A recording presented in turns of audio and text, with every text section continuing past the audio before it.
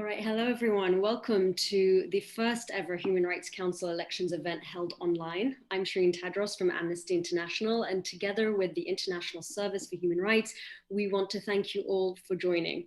This is really one of those events that we all at Amnesty and at ISHR, we wait for it the entire year. It is marked in our calendars, just the same as I know it is marked on yours.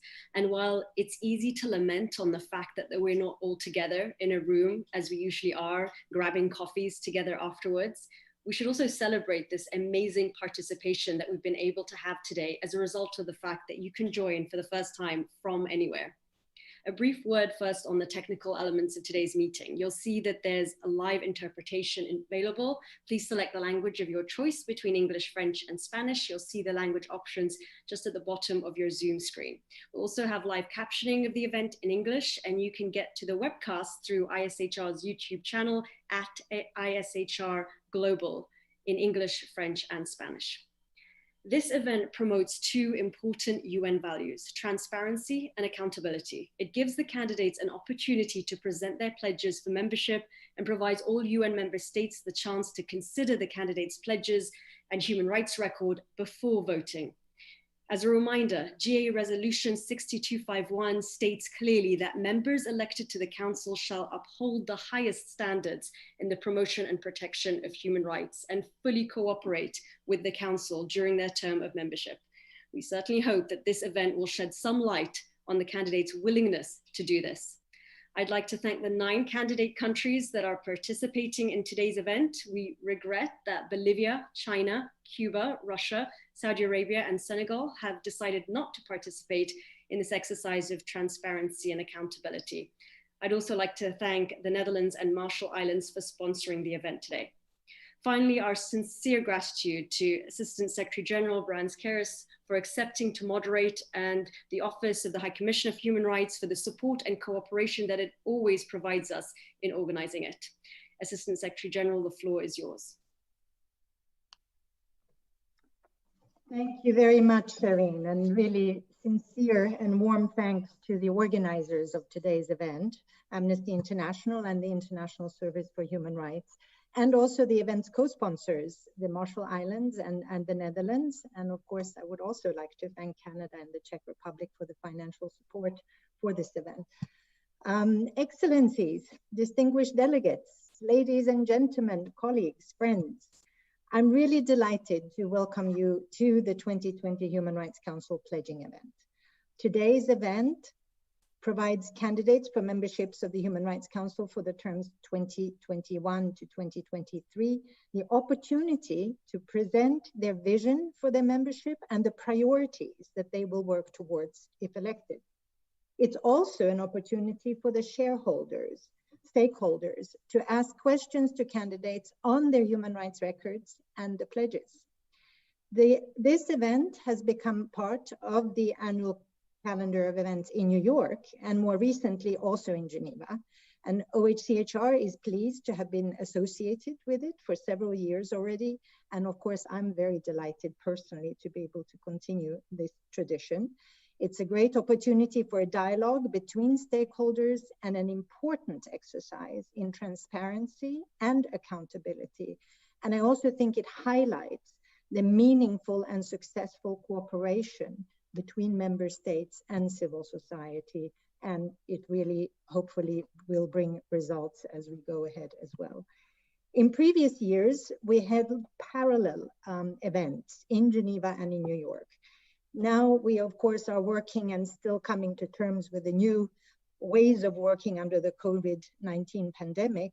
So we opted to have one online event this year. So we're happy to have people from all over the world joining in this event, including civil society also in the candidate states. The Human Rights Council's success depends to a large extent on its members and their readiness to respond fully and in good faith to its mandate as set out in General Assembly Resolution 60/251, as was just mentioned by Shireen.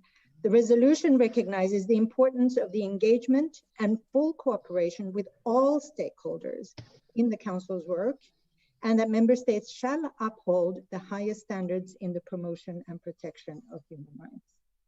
So I wish to extend very sincere thanks to the 9 candidate states who accepted the invitation to join us today, namely Côte d'Ivoire, France, Malawi, Mexico, Nepal, Pakistan, the United Kingdom, Ukraine, and Uzbekistan. I applaud their willingness to engage, and I thank them for approaching the exercise in a spirit of transparency and accountability. All 15 candidate states were invited to join us today, and 6 candidate states declined to participate, as Shireen also mentioned, namely Bolivia, China, Saudi Arabia, Senegal, Cuba, and Russia. So a few words just on the format of today's event. In the opening segment, each candidate state has been asked to outline in 2 minutes what they hope to achieve through its membership, both at the national and the international level.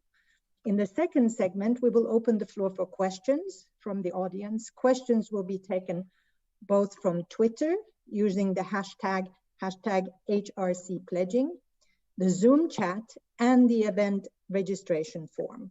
We will be taking general questions directed to all states, but also questions directed at specific states, including those participating in today's event and those that are not participating today, but the questions will be forwarded to them. In the second segment, to ensure the greatest opportunity for engagement between candidate states and the audience, we urge candidates to be short and concise in your response. It seems we have a lot of time, 3 hours, but since there are many questions and many candidates, that time will no doubt pass very quickly. So not exceeding 2 to 3 minutes also in that part, please. Representatives that will exceed 3 minutes will be gently reminded that time is running out. So don't take it badly if that happens. Our aim is to have, of course, a rich, interactive, dynamic discussion. That's the whole purpose of having it in this format. So there will most likely be more questions than time available nevertheless. And you should then know, as I said, that any questions shared that are not asked during this event will be collated and forwarded to the respective candidates, and then also the responses collected, of course, and will be made available also on the webpage. So before we turn to the candidate states for the opening statements, I invite Ambassador Jokka Brandt, permanent representative of the Netherlands to the UN in New York, to make some opening remarks on the behalf of the co-sponsors. Ambassador Jokka Brandt, you have the floor, please. Thank you, Assistant Secretary Brandt-Keris, for moderating this session and also for giving me the floor. Your Excellencies, ladies and gentlemen, and may I say, dear friends, as the new permanent representative of the Kingdom of the Netherlands to the UN in New York, I'm happy that one of the first events I am attending in my new capacity centers on the important topic of human rights. The Kingdom of the Netherlands is outspoken about the need for the international community to protect and promote the human rights of all persons around the world. This is a responsibility of us all. That is the reason the Kingdom of the Netherlands has been a proud member of the Human Rights Council since January this year and will be until 2022. And that is also the reason that we have already announced our candidature for Council membership for the period 2024 to 2026. This event aims at promoting both the accountability and the transparency of the Human Rights Council. And I would like to thank Amnesty International and the International Service for Human Rights for organizing this event, and of course, our dear friends from the Marshall Islands for co-sponsoring the event with us.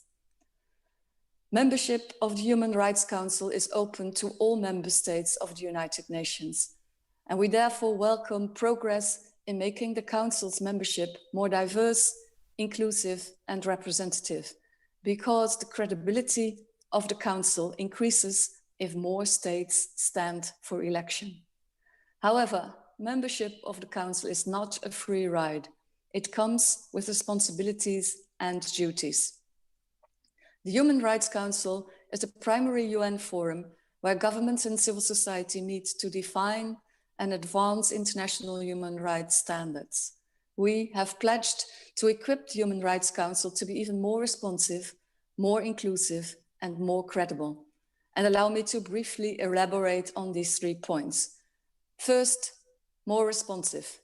The Human Rights Council was created to address the most serious human rights violations. Discussing concerns and insisting countries should remain the Human Rights Council's focus. For that, the office should be adequately funded. As a top-tier donor with a significant annual unearmarked contribution, we take responsibility. Second, more inclusive. 1 out of 4 UN members have not yet served on the Council, and the Kingdom of the Netherlands has co-founded a cross-regional contact group on Human Rights Council membership to enable more states to stand for election.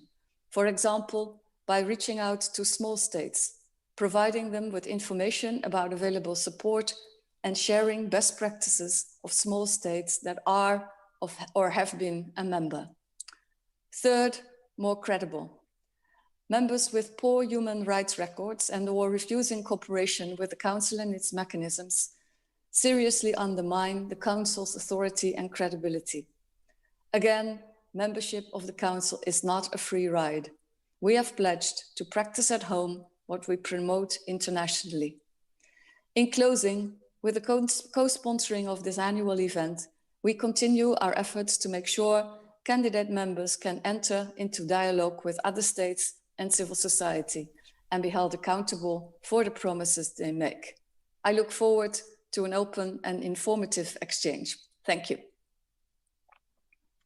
Thank you, Ambassador. We now will begin our discussion with the candidates, and each candidate was sent for this first part the same question in preparation of this event.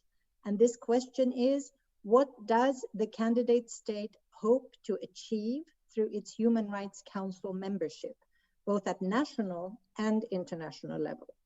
So again, a reminder, the candidates have 2 minutes each to answer. And given the number of interventions we want to facilitate today, I again urge you to stick to this guidance.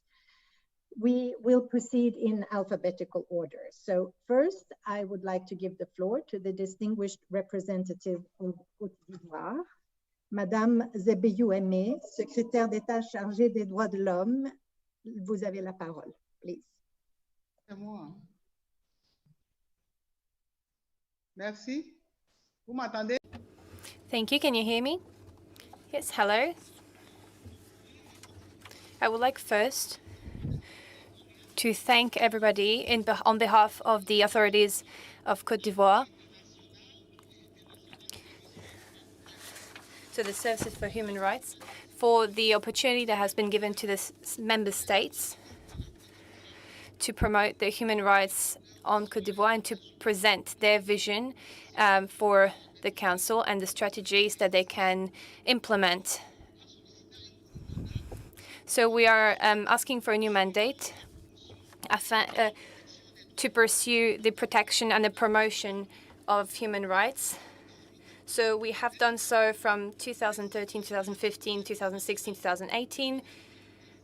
And we also want to keep this international experience. And in the case of Côte d'Ivoire, we have been able to use a full cooperation.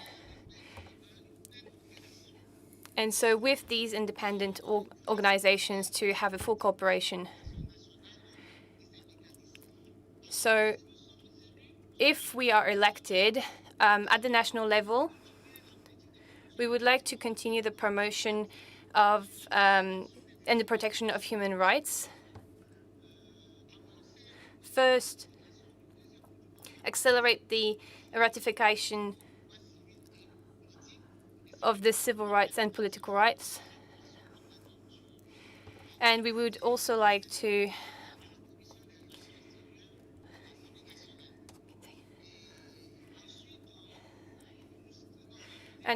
we would like to remind you that, and on the civil and political stages, we would like to promote the rights of freedom of expression, access to information, and everything that has to do with the civil society, as well as the expression of the civil society.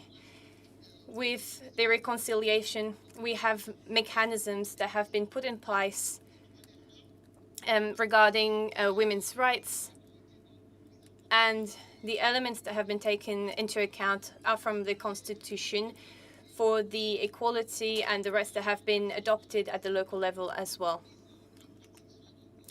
And so the implementation has to be efficient.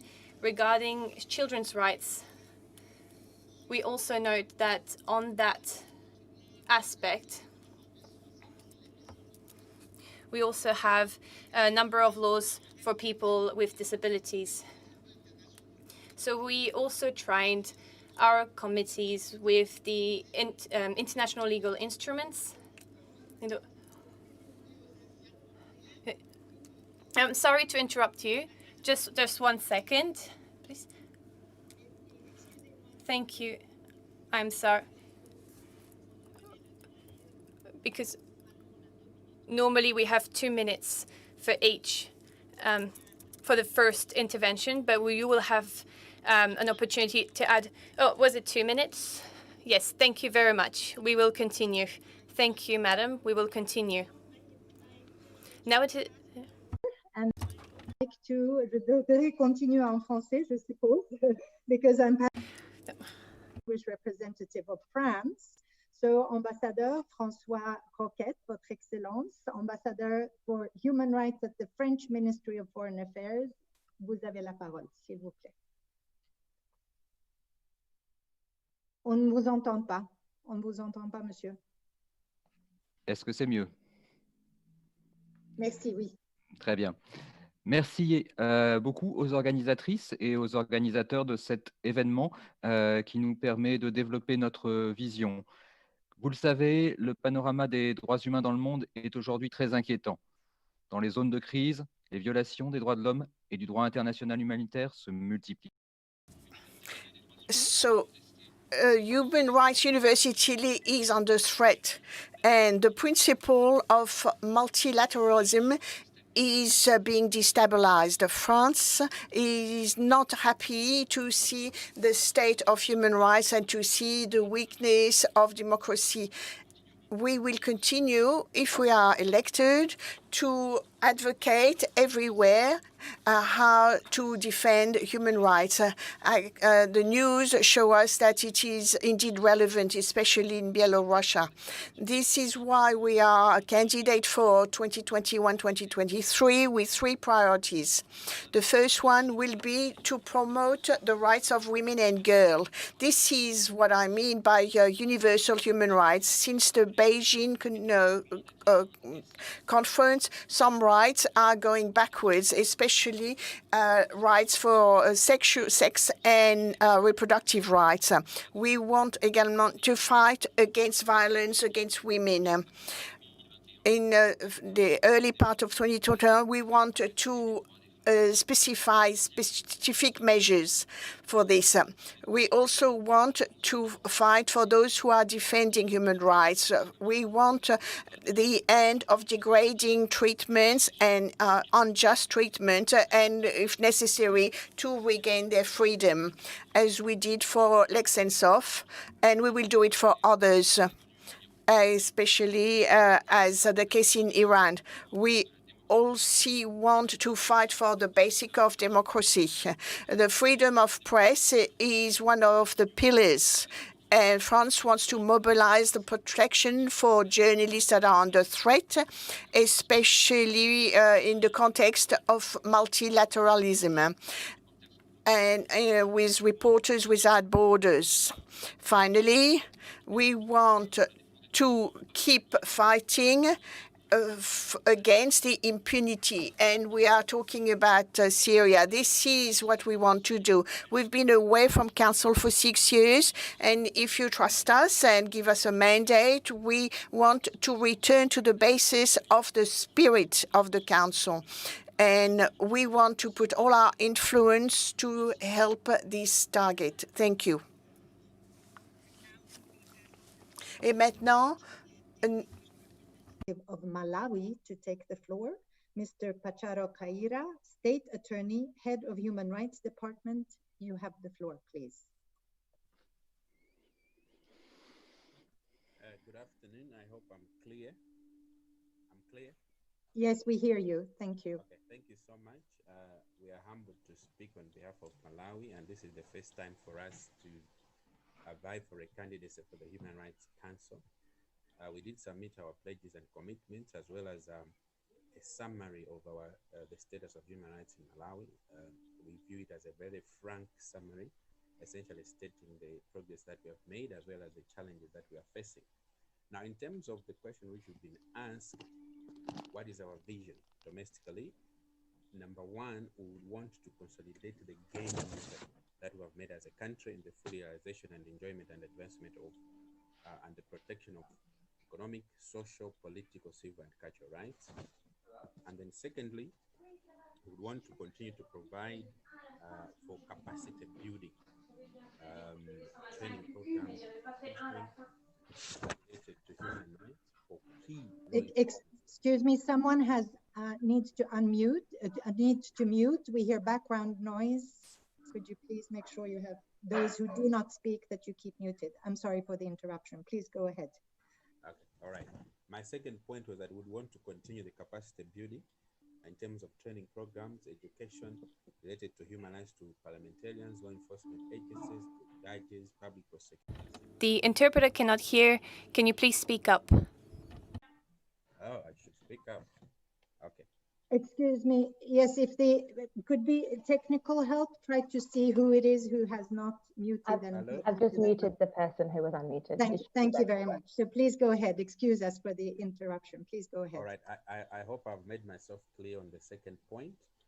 The third point is that we would want domestically to enhance and continue the review of our legal policies to ensure that they're in line with international human rights standards. And then fourthly, we would want to develop our policies and programs in line with the SDGs, as well as Agenda 2063, that is for the African Union. Internationally, we would want to use human rights essentially as a tool for social and economic development. We would also want to advocate for strengthening of international institutions as a means for sustaining global peace, as well as use human rights and our position in the Council as a tool for accountability both domestically and at the international level. Thank you very much. We'll be willing to take questions in relation to Malawi's candidature. Thank you.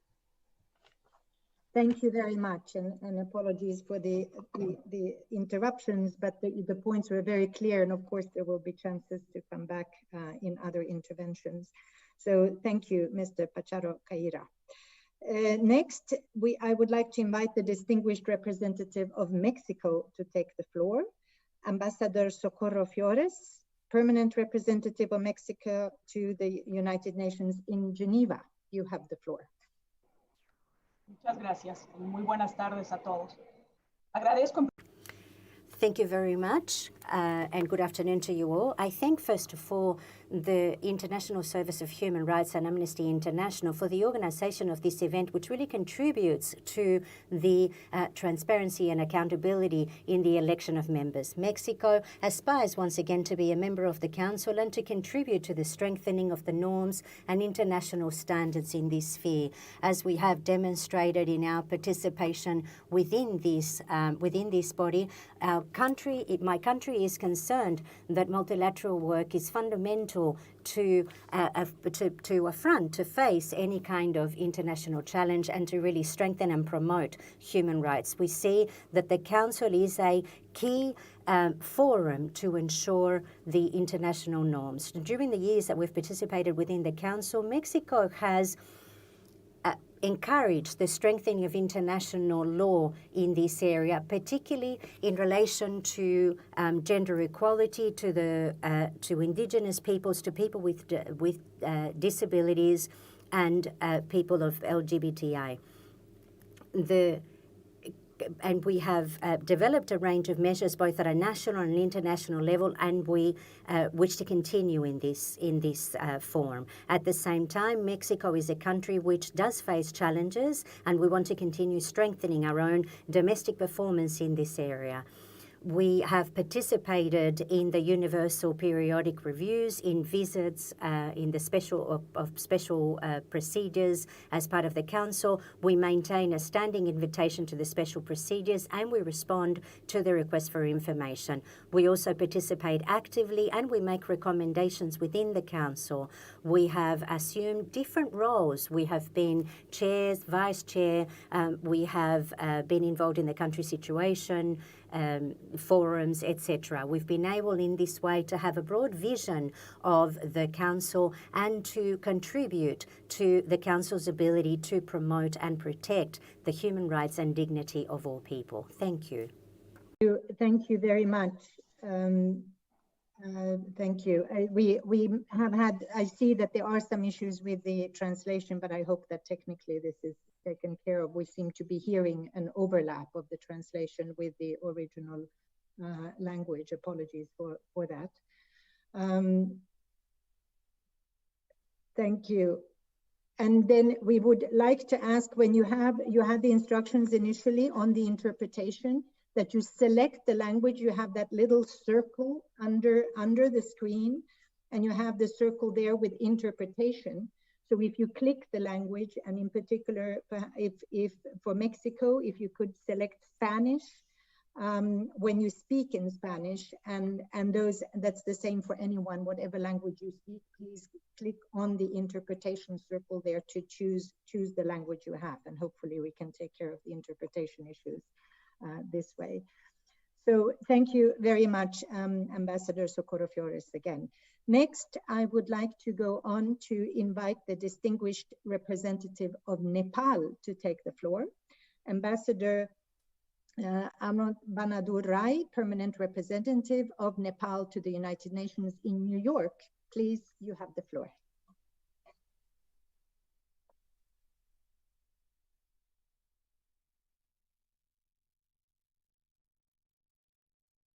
We don't hear. Yes, okay, thank you. Thank you, Madam Moderator. Can you hear me? Yes, thank you. Now it's all good. Please go ahead. Thank you, Madam Moderator. I thank the organizers for organizing this event. We take this event as an opportunity to reaffirm our commitment and pledges towards the protection and promotion of human rights. Nepal's commitment to the protection and promotion of human rights is total and unequivocal.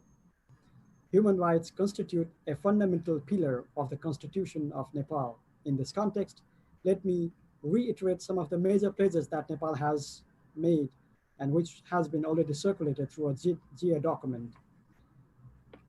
At the national level, Nepal will make meaningful efforts towards the realization of fundamental rights enshrined in the Constitution, make every possible effort in addressing through transitional justice mechanisms the cases related to violation of human rights during the conflict period, ensure independence of judiciary for the protection of human rights, foster the growth and development of free media, strengthen the National Human Rights Commission, strengthen all the constitutional commissions with a view to creating an inclusive, just, and prosperous Nepali society, conduct human rights related capacity building training for law enforcement officials and public prosecutors.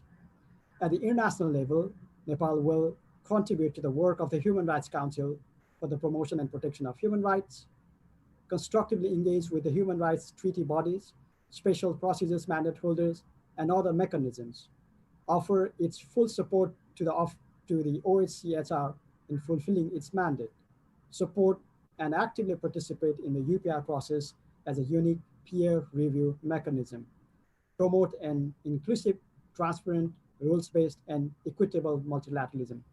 In this spirit, Nepal has submitted candidature for the membership of the Human Rights Council for the second term for the period of 2021 and 23. We remain committed to working together in a balanced and objective manner for the universal protection and promotion of human rights. I thank you, Madam Moderator. Thank you very much, Ambassador Amrit Banadur Rai. I do have information from the interpreters that some speakers are very hard to hear. So when you do speak, as we heard it now, so please speak loudly and clearly. And again, if you speak, choose the language in which you're speaking in the little circle for the interpretation, so we don't have overlapping ones. Thank you very much, and sorry for this technical intrusion. But next, I would like to invite the distinguished representative of Pakistan to take the floor, Ambassador Khalil Hashmi, Permanent Representative of Pakistan to the United Nations in Geneva. You have the floor. Thank you very much. Can you hear me? Okay. Yes, we hear you well. Thank you. Well, good morning and good afternoon. I want to begin by thanking Amnesty International, IACHR, as well as the Netherlands and Marshall Islands for this initiative and for hosting this event. For Pakistan, respect for and realization of human rights is a foundational element of peaceful, inclusive, and prosperous societies. This vision is rooted in our constitution. The operationalization of this vision is carried out through a framework of robust democratic polity, rule of law, good governance, as well as through human rights compliant policies, action plans, institution building, and our compliance with international obligations. We have and continue to make steady progress. Following our previous voluntary pledges, we have enacted legislation, pro-women legislation on children, transgender community, persons with disabilities. We have strengthened national commissions on women and minorities, among others, and put in place a range of policies by placing people at the center.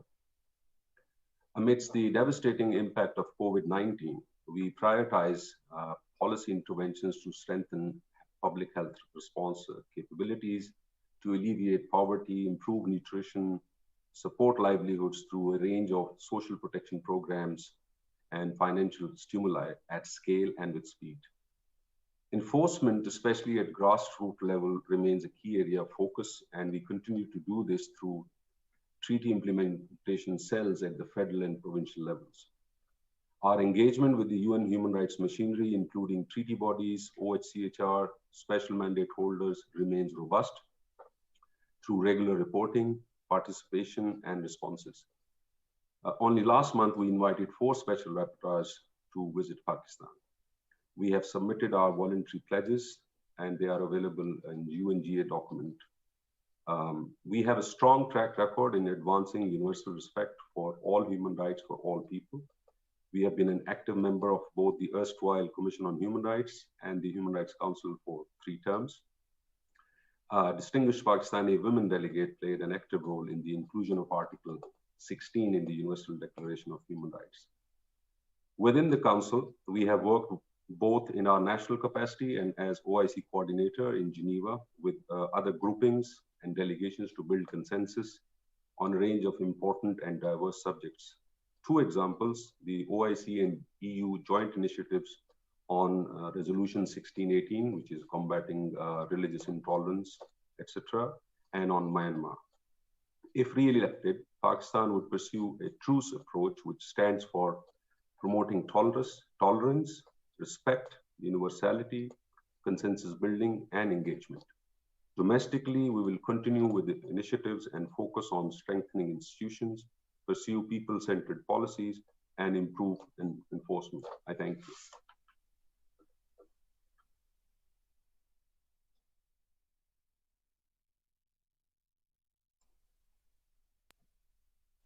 Hello. Did you end your intervention, Mr. Ambassador? Yes, I did. Yes. Thank you. So thank you very much, Ambassador Khalil Hashmi. We now go on.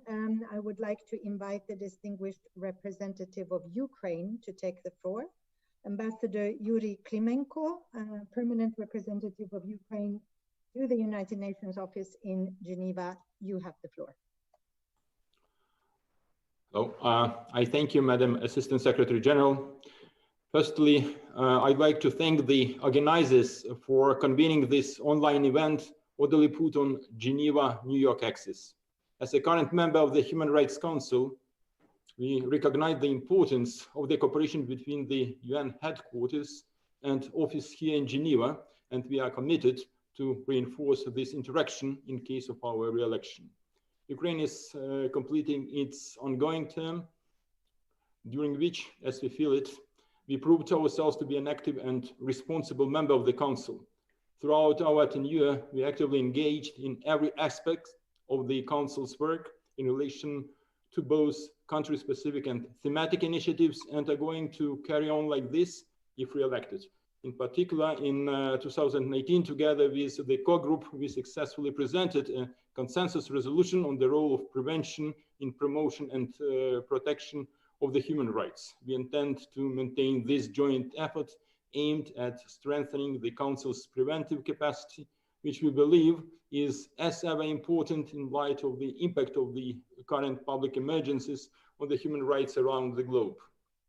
Through its membership on the national level, Ukraine aspires to further incorporate a human rights-based approach into its decision-making, as well as policy development and implementation. Committed to facilitate dialogue with civil society, the government of Ukraine engaged with its representatives to draft the action plan on implementation of the National Human Rights Strategy for 21-23. Council's membership and our tight cooperation with the Office of the United Nations High Commissioner proved to be effective vehicles in informing national response to the human rights challenges faced by our state, especially those caused by the Russian aggression.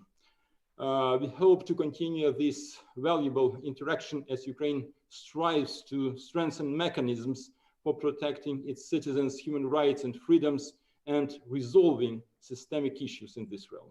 I thank you. Thank you very much, Ambassador Klemenko. Next, I would like to invite the distinguished representative of the United Kingdom to take the floor.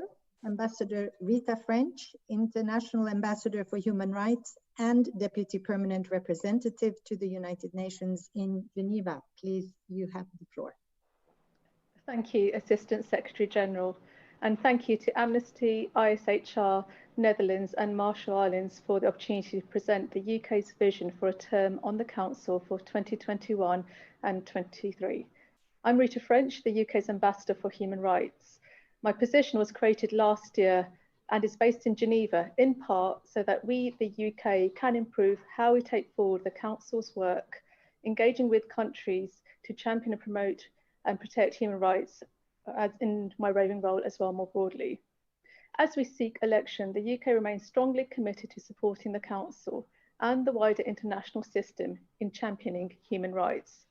This is a priority for the newly created Foreign, Commonwealth and Development Office, and our strengthened new department will give us even greater scope to advance human rights internationally. The UK has a very strong record at the Council in our previous terms of membership. We have worked in partnership with many states, and we have been willing to take on some of the most difficult human rights issues which the Council has addressed. We will continue to cooperate fully with the Council and to support engagement of civil society with its mechanisms. And human rights will remain a key feature of our wider international approach. In July, we launched our global human rights sanction regime, further reinforcing UK leadership in the promotion and protection of human rights. Our pledges are grounded in a tradition of inclusive, democratic values and focus on some of the most prominent challenges the international community faces: promoting girls' education and working to end violence against women and girls, standing up for freedom of thought, conscience, religion or belief, supporting democratic values, and defending media freedom. I hope that you will hold us to our pledges and know that we can be relied upon to be a committed Council member who will work hard to deliver its very important mandate. I look forward to the dialogue today. Thank you. Thank you very much, Ambassador Rita French. And now our final candidate representative for this round, which is the distinguished representative of Uzbekistan. And I would like to invite, therefore, Ambassador Ulugbek Lapasov, permanent representative of Uzbekistan to the United Nations.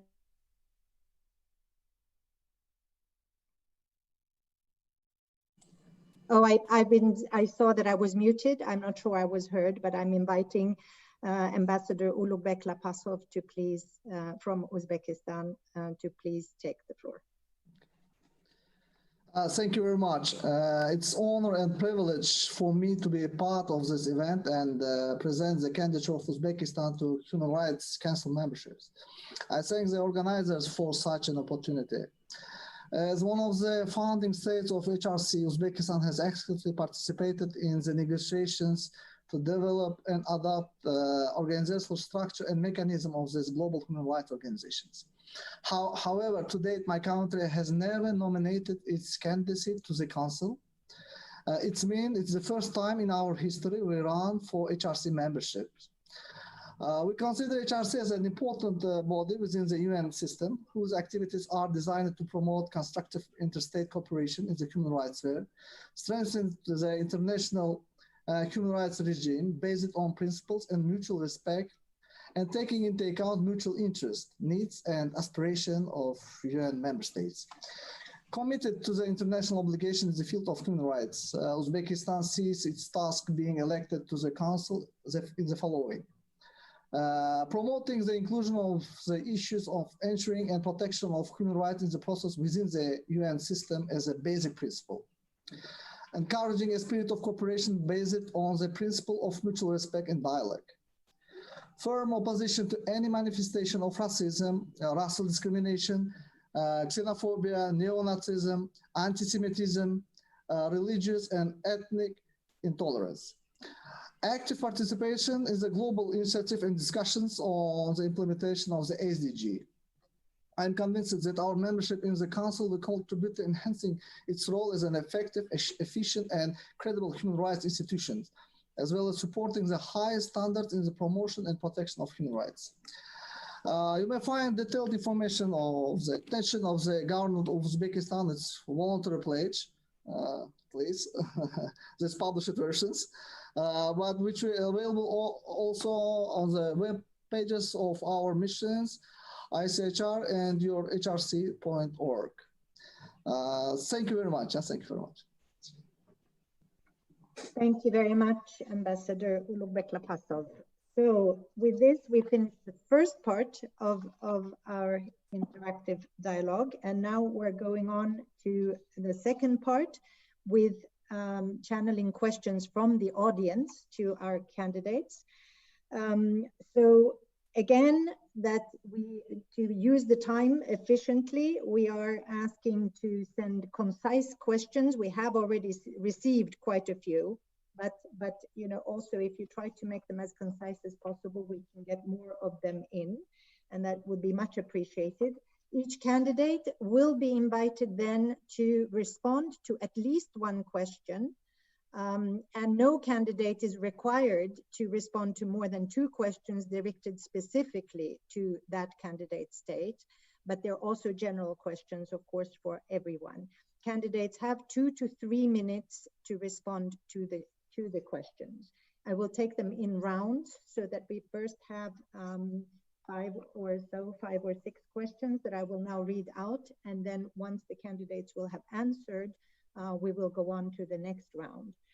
So in this round, I will also ask the ones directed to the states. We will now do the reverse alphabetical order for the sense of balance. So this will go back and forth. So as a result, the first question, I will read out all of them, but the first one is to Uzbekistan, and an NGO working at the national level that wishes to remain anonymous asks whether the government plans to ensure equality and non-discrimination and repeal Article 120 of the Criminal Code punishing consensual same-sex relations between men.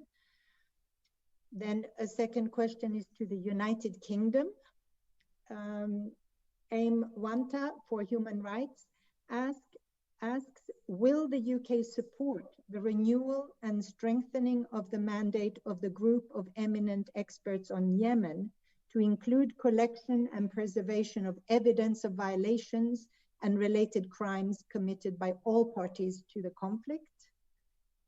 A third question is addressed to Ukraine.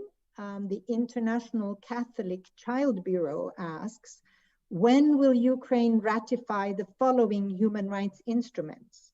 The International Convention on the Protection of the Rights of All Migrant Workers and Members of their Families and its individual complaints procedure, the optional protocol to the Convention on the Rights of the Child and its inquiry procedure, the inquiry procedure under the optional protocol to the International Covenant on Economic, Social, and Cultural Rights, the International Labour Organization protocol to the Forced Labour Convention, and the Council of Europe Convention on Preventing and Combating Violence Against Women and Domestic Violence. Then a question addressed to Pakistan. Jeremy Sarkin from Nova University of Lisbon, Portugal asks, Pakistan has had a massive problem with enforced disappearances in recent years, and little progress has been made in terms of numbers by the Commission of Inquiry on Enforced Disappearances. How is Pakistan willing to increase the focus on this matter domestically and internationally? Then a question addressed to Nepal. Blue Diamond Society asks, while the government has made progress regarding rights to citizenship, its efforts to strengthen and improve other rights, such as education, employment, health, marriage equality, etc., for LGBTIQ+ people remains stagnant. Under the proposed citizenship bill, transgender people require medical proof when seeking to amend their citizenship cards. Why hasn't the Nepali government developed laws and policies that are inclusive of sexual and gender minorities and shield them against any future threats in line with the Constitution, Supreme Court decisions, and recommendations received as part of the UPR? And then we have a question for an absent state, the Russian Federation. The Syrian Legal Development Program asks, what is Russia planning to do during its Human Rights Council term to promote impartial accountability in Syria? And then finally, a general question to all candidate states who wish to answer. The Jacob Blaustein Institute for the Advancement of Human Rights asks, the financial crisis affecting the UN has led to many human rights activities being cut back and impeded. If elected, will you pay your assessed dues on time? And will you provide additional unearmarked voluntary funds to fill the gap? So this is the first round of questions, and I will then give the floor to those candidate states that got specific questions, and then please indicate if you also the others if you would like to answer the general question addressed to all. So first of all, the floor will go to the representative from Uzbekistan, please. Ambassador, the floor is yours. Thank you very much for the question. The issue of excluding Article 120 from the criminal code and decriminalizing sex between males is being discussed in expert circles as part of the development of a new draft of the criminal code, taking into account the religious, ethical, cultural traditions and foundation of society. This issue should be widely discussed among the population before making a final decision on them. But it should be noted that in practice, this article of criminal code is never used during the last years. But it means Uzbekistan is it's subject of discussion among the population. Thank you very much. Thank you. Then we go to the next question was addressed to the United Kingdom. So Ambassador French, please, the floor is yours. Thank you very much. I'd like to begin by answering the question raised on Yemen. The UK has twice voted support of a group of eminent experts We are clear that accountability for human rights violations and abuses must not go unaddressed, and we look forward to their forthcoming report. The negotiations on this year's resolution have not yet begun, and as such, we do not yet have instructions on the terms of the mandate. Needless to say, the work of the group is unfinished and their mandate should be renewed. Also important to coordinate our work with the New York and the UN Security Council and the Secretary General's Special Envoy. And if I may, I would like to answer the general question presented, and that was around funding. And absolutely, the UK commits to continue to make its contributions as required, and also to reiterate our message, which is we remain a top donor in the top 10 in terms of contributions, and our total voluntary contributions were $8.6 million. Thank you. Thank you very much. And then I will pass the floor to Ambassador Klimenko for the question to address to Ukraine. Please, the floor is yours. I thank you. With regard to the question, first of all, I would like to mention, if to look at the Ukraine's record, it is seen that Ukraine has ratified a large number of international human rights instruments.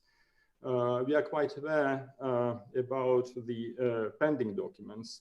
I would like to mention as well that Ukraine, according to our information, Ukraine ratified all the optional protocols to the Convention on the Rights of the Child. With the engagement of the governmental institutions, parliamentarian circles, civil society, we are analyzing the current situation with regard to the remaining documents in order to undertake necessary steps. But the work is being done, and it is at different levels of consideration. I think. Thank you, Mr. Ambassador. So now I will pass the floor to for the question addressed to Pakistan. So Ambassador Hashmi, the floor is yours. Thank you very much. Let me first state the commitment and resolve of the government to protect and promote human rights of all its citizens, and that includes the issue of enforced disappearances. Now, this is demonstrated by several actions, as I mentioned, enactment of laws, various policy actions, strengthening of institutions. We are among the few countries which has a dedicated ministry for human rights and a very active federal minister for human rights. I would argue that progress has been made and is being made as we speak. The commission of inquiry that we have in Pakistan on enforced disappearances, it is vested with a broad range of powers. It has the authority to register cases and to call in witnesses, call in government officials, receive complaints from a wide range of actors, courts, civil society, families of the allegedly enforced disappeared persons. The government is working towards strengthening the financial and human resource side of the commission as well. They already have a separate financial resources stream. In terms of another indicator of the progress that we have made is the significant reduction in a number of cases. This is in large part due to the work that has been carried out by the Commission, our own National Commission on Enforced Disappearances. On the international side, we have been very actively engaged with, we are in regular contact with, we meet the UN Working Group on Enforced Disappearances. And again, we have been able to bring the clarity to the number and including bringing the number of alleged cases of enforced disappearances. I would say that it's more than half of the cases have been reduced. In fact, the UN Working Group itself has appreciated the kind of cooperation and engagement that Pakistan government continues to provide, and we are in regular touch with, and we regularly meet them and respond to the communications that we receive. And this is a work in progress. But again, just to emphasize that the government is very much committed to addressing all concerns, whether they relate to enforced disappearances or in other areas. Thank you. Thank you, Mr. Ambassador. And now the final specifically addressed question was the one to Nepal. So I am glad to give the floor now to Ambassador Bahadur Rai, please. The floor is yours. Thank you, Madam Moderator. The question was about the rights of LGBTIQ people in Nepal. So in that case, let me say this. Nepal's constitution is the first in Asia and 10th in the world to guarantee the equal rights of LGBTIQ people. We come a long way through our journey to protect and promote human rights of LGBTIQ community in Nepal.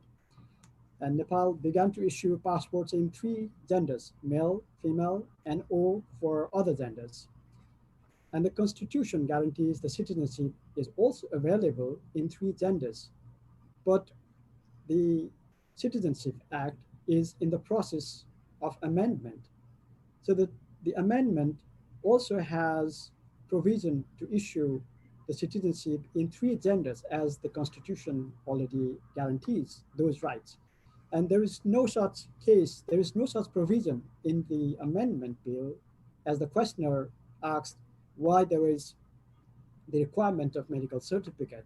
I assure you that there is no such requirements being made in the amendment bill. So you assure that the constitutional rights will be guaranteed by the Citizenship Act. And it is true that several dozens of laws needs to be changed as per the constitution.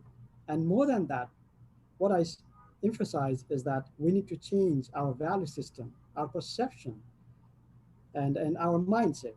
And the government of Nepal will do more in protecting rights and promoting the rights of the LGBTIQ community in Nepal in days to come. Here in the United Nations, Nepal joined the UN LGBTI core group this year, being a 2nd country in Asia to become a part of this group. And it is an informal cross-regional group working together to mainstream LGBTIQ inclusions throughout the UN mechanism and processes at the UN headquarters in New York. And I assure you that Nepal will do more in the days to come to protect and promote the rights of the LGBTIQ community people in the country. Thank you. Thank you, Mr. Ambassador. Now, the Ambassador French responded to the question on the financial crisis and the funding that was put to all candidates, but if anyone else would also like to come in on that general question to any one of you, then please, you have an opportunity to do so. And then otherwise we will go on to the next set of questions. And you can always, of course, add that when you answer to other questions. So I don't see any requests for the floor on that, but again, you can add it on when you come answer to the next specific question. So I then go on to the second group of questions that we have collected. And the first one of those, excuse me? Pakistan asked for the floor. Pakistan. Yes. Sorry. Yes, please. Thank you. This was a general question and I wanted to respond, and that's about the extreme, difficult financial situation of the United Nations more broadly, but also the Office of the High Commissioner and the associated architecture. I just wanted to make 2 points. In terms of the assessed contributions, we have always been making our assessed contribution in time and on a timely basis regularly.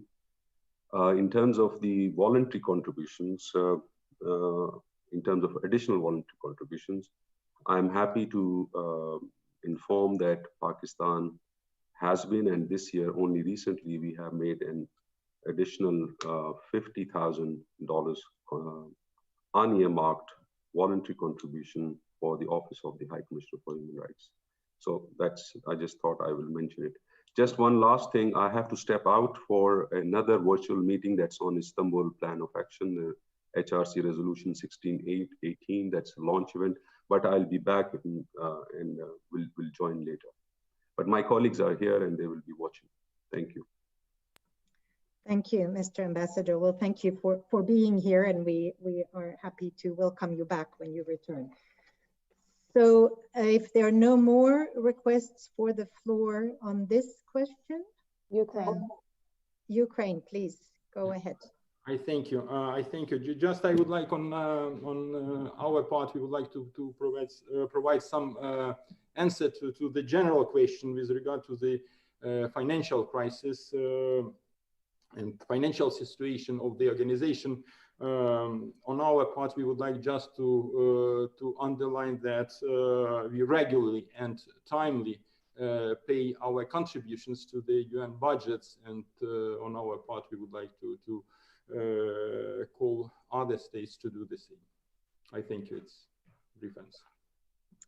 Thank you very much. Any other requests for the floor? No, this time no. So now we go on to the second group of questions that have been collected. The first one goes to Mexico. The Mexican Commission for the Defense and Promotion of Human Rights asks, President Andrés López Obrador has systematically discredited, stigmatized, and criminalized human rights defenders and journalists, including on the 28th of August when he launched a blistering attack on several environmentalist NGOs and an independent media outlet, suggesting they were being paid by foreign foundations to oppose his controversial train project in the Yucatan Peninsula. This smear campaign against human rights defenders and journalists has created a climate of fear and sends an intimidating message to society at large. What will the Mexican government do to ensure that defenders and journalists are able to carry out their activities in a safe and an enabling environment that empowers them to defend all human rights for all? The second question is addressed to Malawi. The South African Human Rights Defenders Network asks, does Malawi feel that the region of Southern Africa is now ready to domesticate the UN Declaration on Human Rights Defenders, especially given how human rights defenders were central in strengthening Malawi democracy? If so, how would Malawi support such an initiative? Then we have a question for France. Comité Adama and Collectif L'Urgence Notre Police Assassin asks, why have immobilization techniques deemed potentially lethal still not been banned for police forces in France when they are banned in other neighboring countries and even in some states of the United States? And when will there be an independent body to investigate when police officers are implicated? Then a question to Côte d'Ivoire. Dominicans for Justice and Peace, the International Catholic Child Bureau, and the International Federation of Action by Christians for the Abolition of Torture ask, on April 29th, Côte d'Ivoire decided to withdraw the right of individuals and NGOs to submit petitions directly to the African Court on Human and People's Rights. What has Côte d'Ivoire undertaken or planned to undertake to reverse this decision and move towards ensuring the protection of human rights? There's a question for an absent state also in this group. This one is for China. Justice for All asks, given China's deeply troubling human rights record against religious minorities and notorious bullying tactics, how does China believe it meets the criteria for membership to the Human Rights Council? And there's also a general question again for all candidate representatives who would care to answer. And this one comes from Australia. And Australia asks, in 2018, Australia led the development of a Human Rights Council incoming members pledge. The pledge reaffirms the commitment of the Human Rights Council members to the obligation in Resolution 60/251 to uphold the highest standards in the promotion and protection of human rights and fully cooperate with the Council. Among other things, the incoming members pledge confirms the need to cooperation in good faith with the Council, its mechanisms and OHCHR, address human rights concerns on their merits, engage in a spirit of self-reflection in good faith and in a transparent manner, work in cooperation with civil society, including ensuring a safe and an enabling environment for civil society, free from reprisals and intimidation. Since 2018, nearly 2/3 of incoming members have endorsed the pledge. Australia asks all the candidates of their willingness to endorse this incoming members pledge if elected.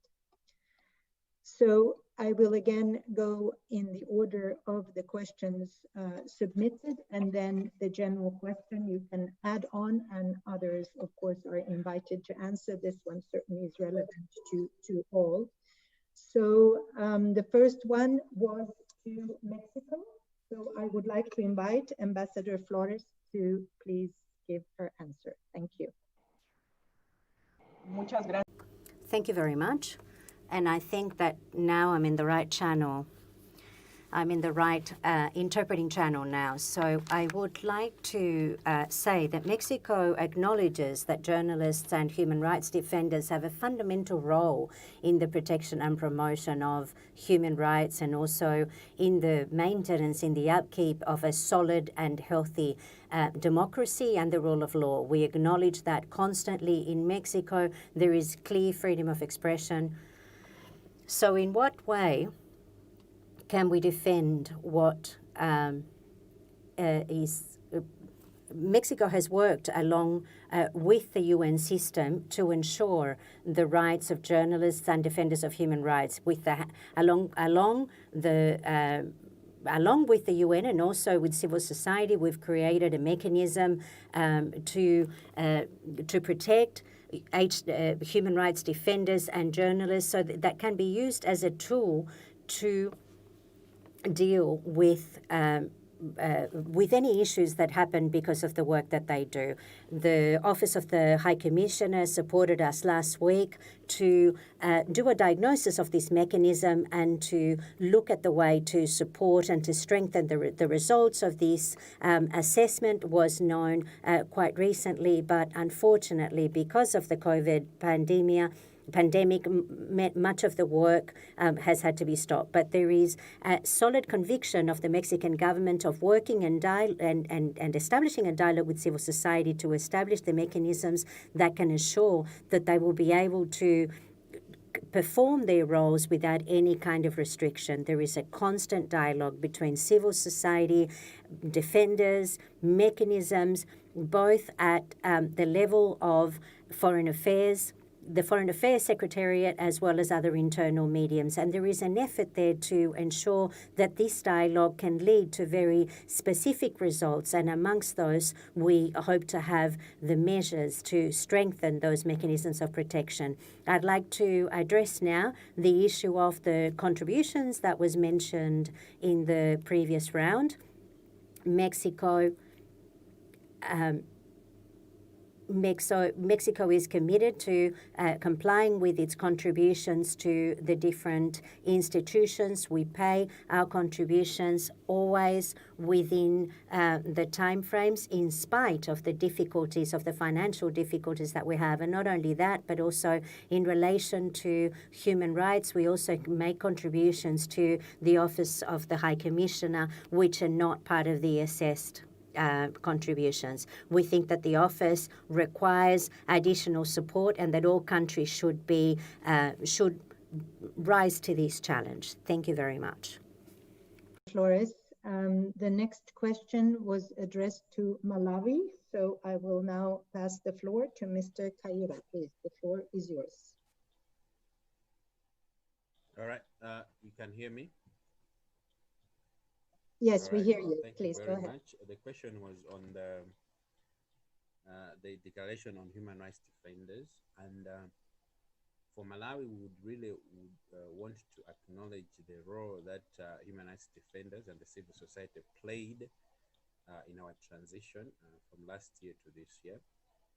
And you will note that Malawi will be the incoming SADC chairperson in 2021, and we would definitely want to use our chairmanship to ensure that human rights defenders have space and that governments work closely with them. For Malawi, we work very closely with human rights defenders in terms of human rights. So this is something which we definitely would pledge to use our platform as SADC chairperson next year to ensure that SADC countries honor the Declaration on the Protection of Human Rights Defenders. Thank you. Thank you, Mr. Kaira. So the next question was addressed to France. So, Monsieur l'Ambassadeur, Monsieur Croquet, la parole est votre. Thank you very much. Regarding the question of the techniques on how to maintain order in France, yes, there are many debates, and that's how it happens in a state of law. And there were recommendations that were made to change some immobilization techniques, and also to consider an independent organization to control the use of force by the police force. This is something that has been thought about due to a request by the president. It's also part of the recommendations of the human rights defenders who finished her mandate and made a series of propositions in that regard. We always have a mind of openness, and I would like to remind that the use of force by the police force in France is controlled, and it's a minority. We've had some very tense situation in the last few months in France, but the abusive use of force by the police force, there are always policies to bring some examination process to review those events. And so with every event, there is an investigation that is open. And at this stage, the mechanism is working. I would like to also take the time to answer quickly to two general questions that have been mentioned regarding the financial contributions. France is committed to paying their financial contributions to the United Nations, as they have always done it. And we have also done some voluntary contribution in a number of domains, including for the World Health Organization. And we also have done it for the International System for the Human Rights. Regarding the question from Australia for the Resolution 6251, during the opening statements, we have heard about this transparency and accountability of the mechanisms of the Council. and we pledge to continue to be an honest member in that regard. And then we have now, I see that we, let's see, we go on from here. We have the question to Côte d'Ivoire that was also put in this group of questions. So Madame Zabeyo-Aimé, vous avez la parole, s'il vous plaît.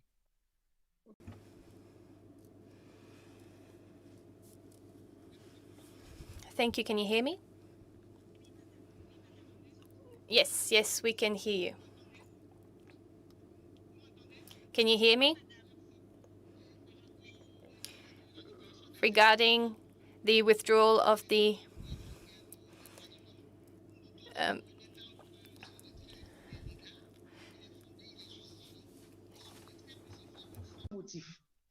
Alors, notons que ce retrait n'entame. This withdrawal can happen at any time without any grounds. So there is no change to human rights regarding who can approach the African Court for Human Rights. Those individuals, those entities can approach the court through the African Commission for Human Rights. And Côte d'Ivoire remains a member of this commission, and therefore the NGOs and civil societies, those NGOs that are accredited with the Commission, can, through the Commission, the African Commission for Human Rights, can approach the African Court for Human Rights. Yes. The general question of Australia concerning the incoming members pledge, I see that the UK has asked for the floor. So please, Ambassador French, the floor is yours. Thank you very much. I just want to respond to the question put by Australia, and the UK is happy to endorse the pledges set out by Australia for incoming members.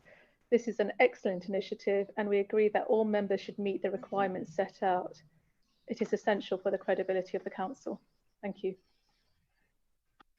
Thank you very much. And I wonder here if there are any others who would like to come in on Australia's question, in addition to those who already answered it. If so, this is the moment to do it. Uzbekistan, Nepal, Ukraine, and Mexico. Uzbekistan, so please, the floor is yours. Thank you very much for the question for Australia. Just to shortly clarify that before preparing our pledge, it was prepared after long and fruitful interagency discussions with all stakeholders, including civil society, NGOs.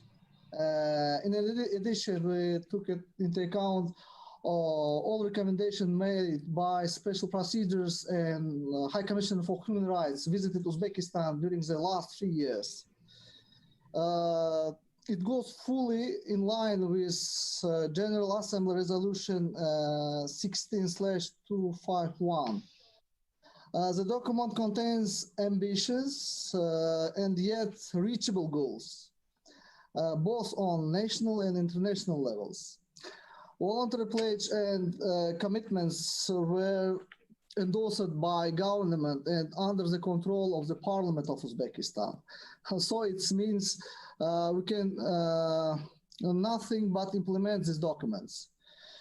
You can see, as you can see, the accountability within this document is very high, and we can ensure that all our commitments should be implemented on national and international levels. Thank you very much for your attention. Thank you. Then we also have on the incoming members pledge, Australia's question. The floor will go to Nepal, Ambassador Bahadarai. Thank you, Madam Moderator. I just wanted to share that Nepal has already endorsed the Australian initiative, and we thank Australia for that very noble initiative we have already endorsed. And Madam Moderator, let me also respond that general questions about the contribution, the member states' contribution to the United Nations at this difficult time. Nepal has always been paying its assessed budget in full and on time. This year also, we have paid our assessed budget in full in January.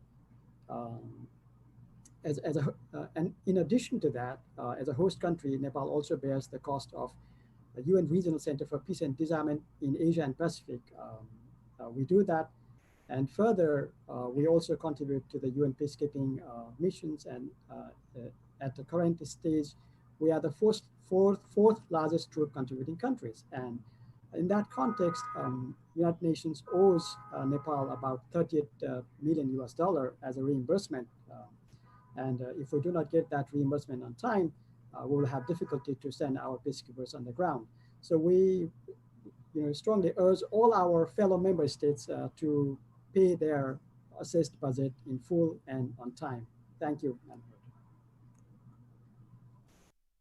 Thank you very much. I also heard that Mexico also asked for the floor for the additional general questions. So please, Ambassador Flores, the floor is yours.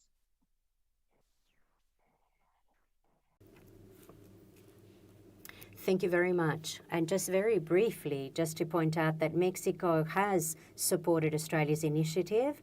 We have adhered to the interventions that were made within the Council on this item, and the behaviour that Mexico follows in participating within the Human Rights Council is very close to the commitments that have been pointed out in all of their aspects, not only in relation to our behaviour or our conduct within the Council, but also the efforts that are made at the national level to always maintain a constructive and collaborative dialogue with all the different human rights institutions and also civil society, and we plan to continue along this pathway. Thank you.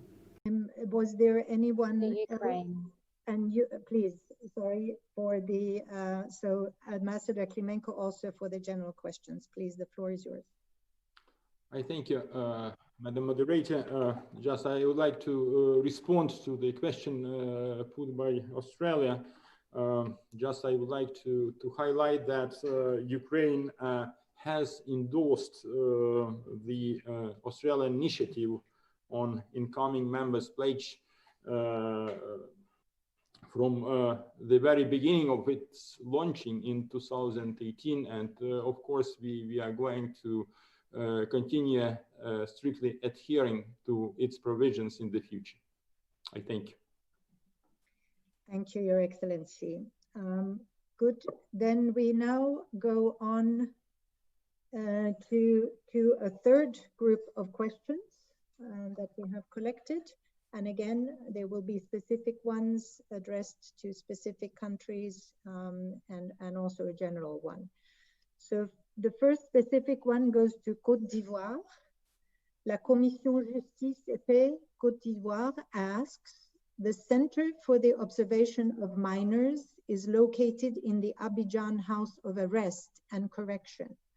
When do the Ivorian authorities plan to move that center to appropriate premises, totally separated from the prison environment, in order to strictly respect the principle of separation of child and adult detainees? The second question goes to France. Alcus asks, if elected to the Human Rights Council, will France end all licensing for and deliveries of arms, ammunition, and military equipment to all warring parties in Yemen, and promote the implementation of a cessation of hostilities in line with the UN Security Council resolutions 2216, 2215, and 2511 from 2020? The Arms Trade Treaty, and the EU Common Position on Arms Exports. Then a question goes to Malawi. Kiana Kutan asks, due to COVID-19, outsiders cannot bring incarcerated family members food or supplies. Without outside food, young men are receiving at most 1 nutritionless meal per day. How is Malawi protecting their most vulnerable during the pandemic? Then a question to Mexico. ITEAS, Litigo Estratégico en Derechos Humanos, asks, in 2019, the UN Human Rights Committee ruled against Mexico in 3 individual cases of enforced disappearances.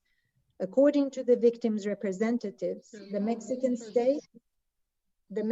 state has not yet fully and effectively complied with these rulings, these views. Can you explain why? Can you tell us if there is a mechanism for the implementation of UN decisions, and how is the Mexican state working towards compliance with these decisions? There are questions for absent states. One goes to Saudi Arabia. Humanists International ask, Saudi Arabia has arbitrarily detained and persecuted many women for advocating reforms to the male guardianship system. Will Saudi Arabia demonstrate a true commitment to human rights by pledging to release these activists and investigate allegations of their torture?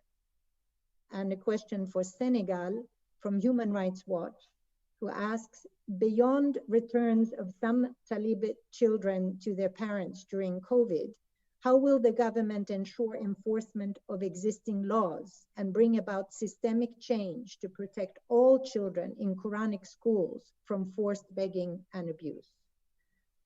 And then finally, in this group, there is a question addressed to all candidate representatives, and that comes from the Czech Republic, who asks, if elected or re-elected to the Human Rights Council, how would you tackle the issue of non-cooperation between countries and Human Rights Council mechanisms?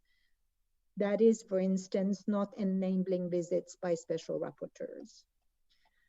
So with this, we now start in the order of the questions as I gave them. So the floor will go back to Côte d'Ivoire. Madame Aimé, vous avez la parole.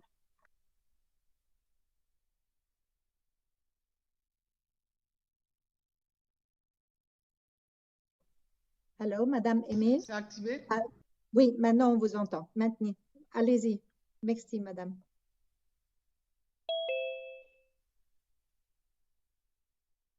Non, excusez-moi, on ne vous entend plus. Please unmute.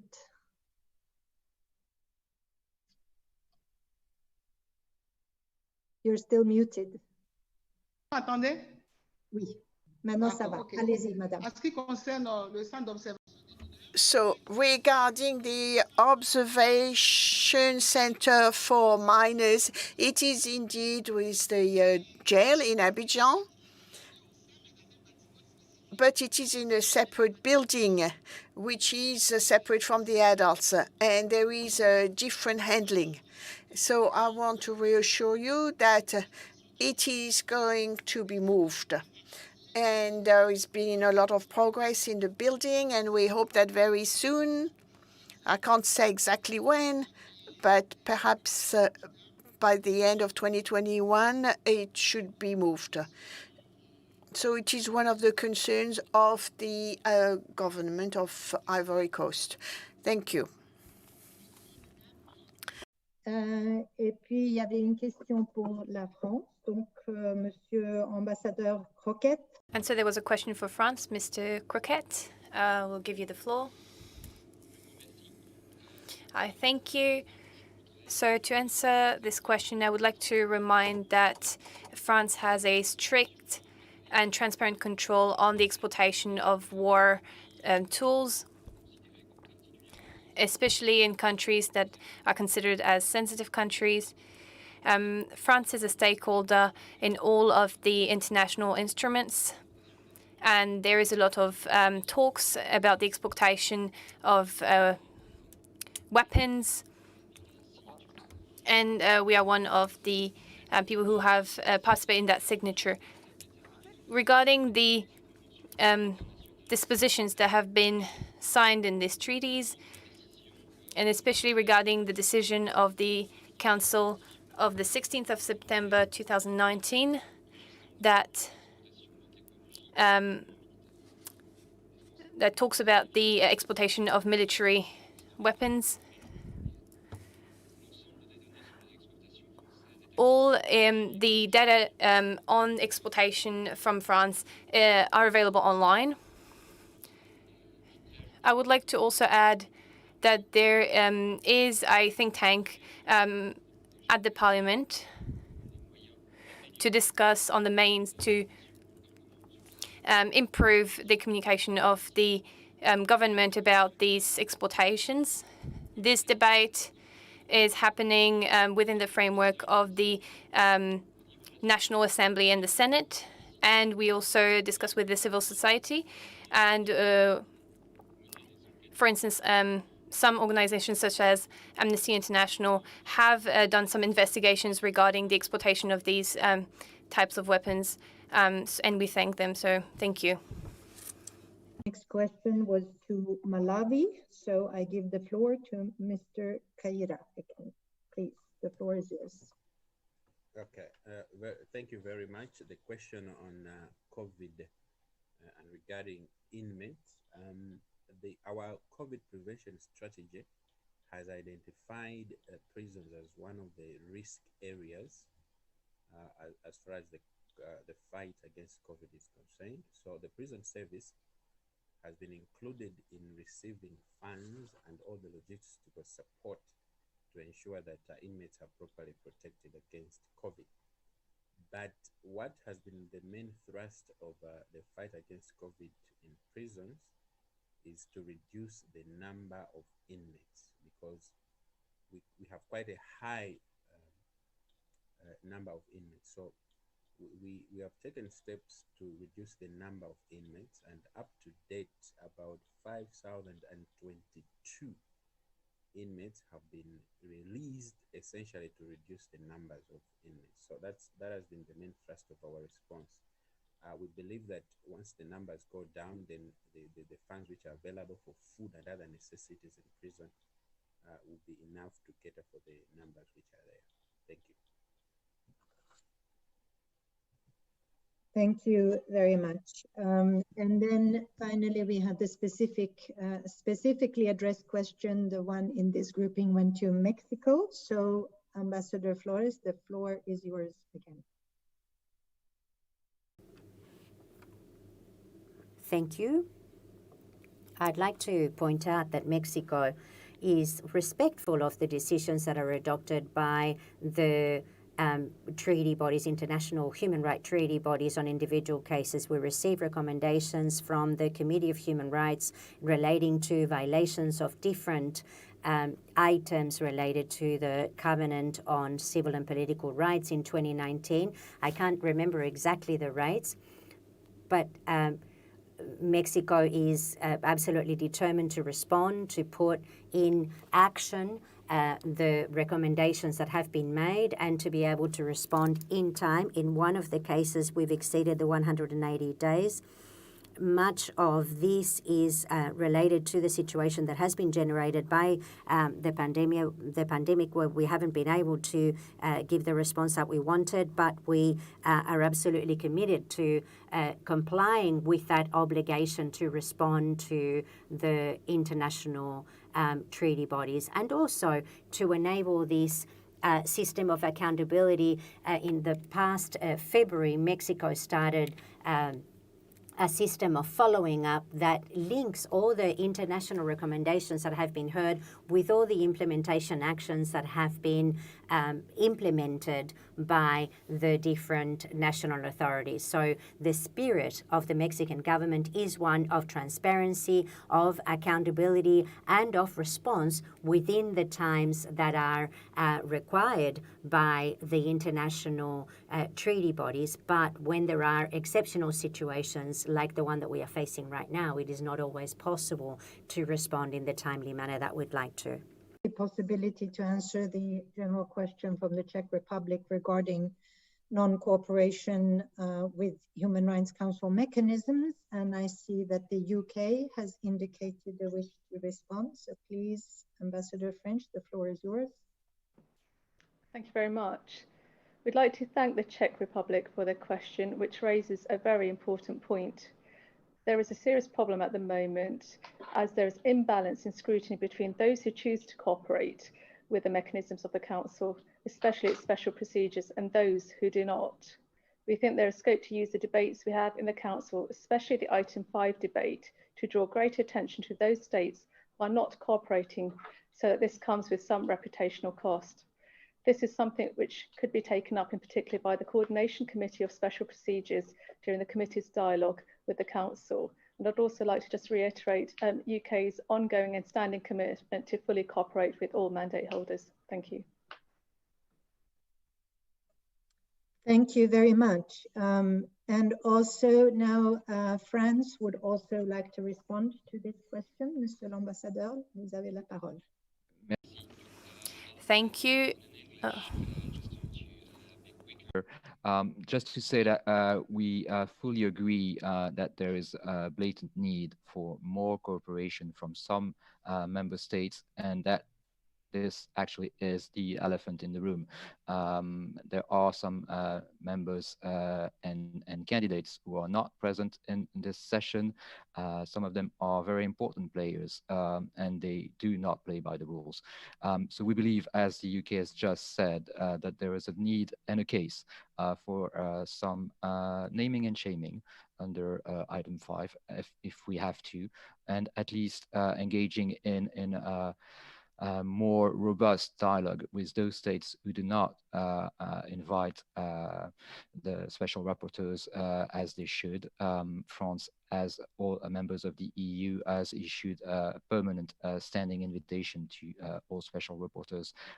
Again, this should be the case for the main candidates in the Council. Thank you very much. Thank you very much. Is there anyone else who would like to respond to the question put by the Czech Republic? I don't see anyone in the chat box. Anyone has asked for the floor? All right, then we will go on to the last group of questions. You can always add on the response to this question as well, when you, if you would like to, when you answer in the other, when you take the floor next time for the last group of questions. So here it is the fourth one, and we have again some specifically addressed to countries, and then for absent ones, and a general question for all. So for the countries, the first question will be for Nepal.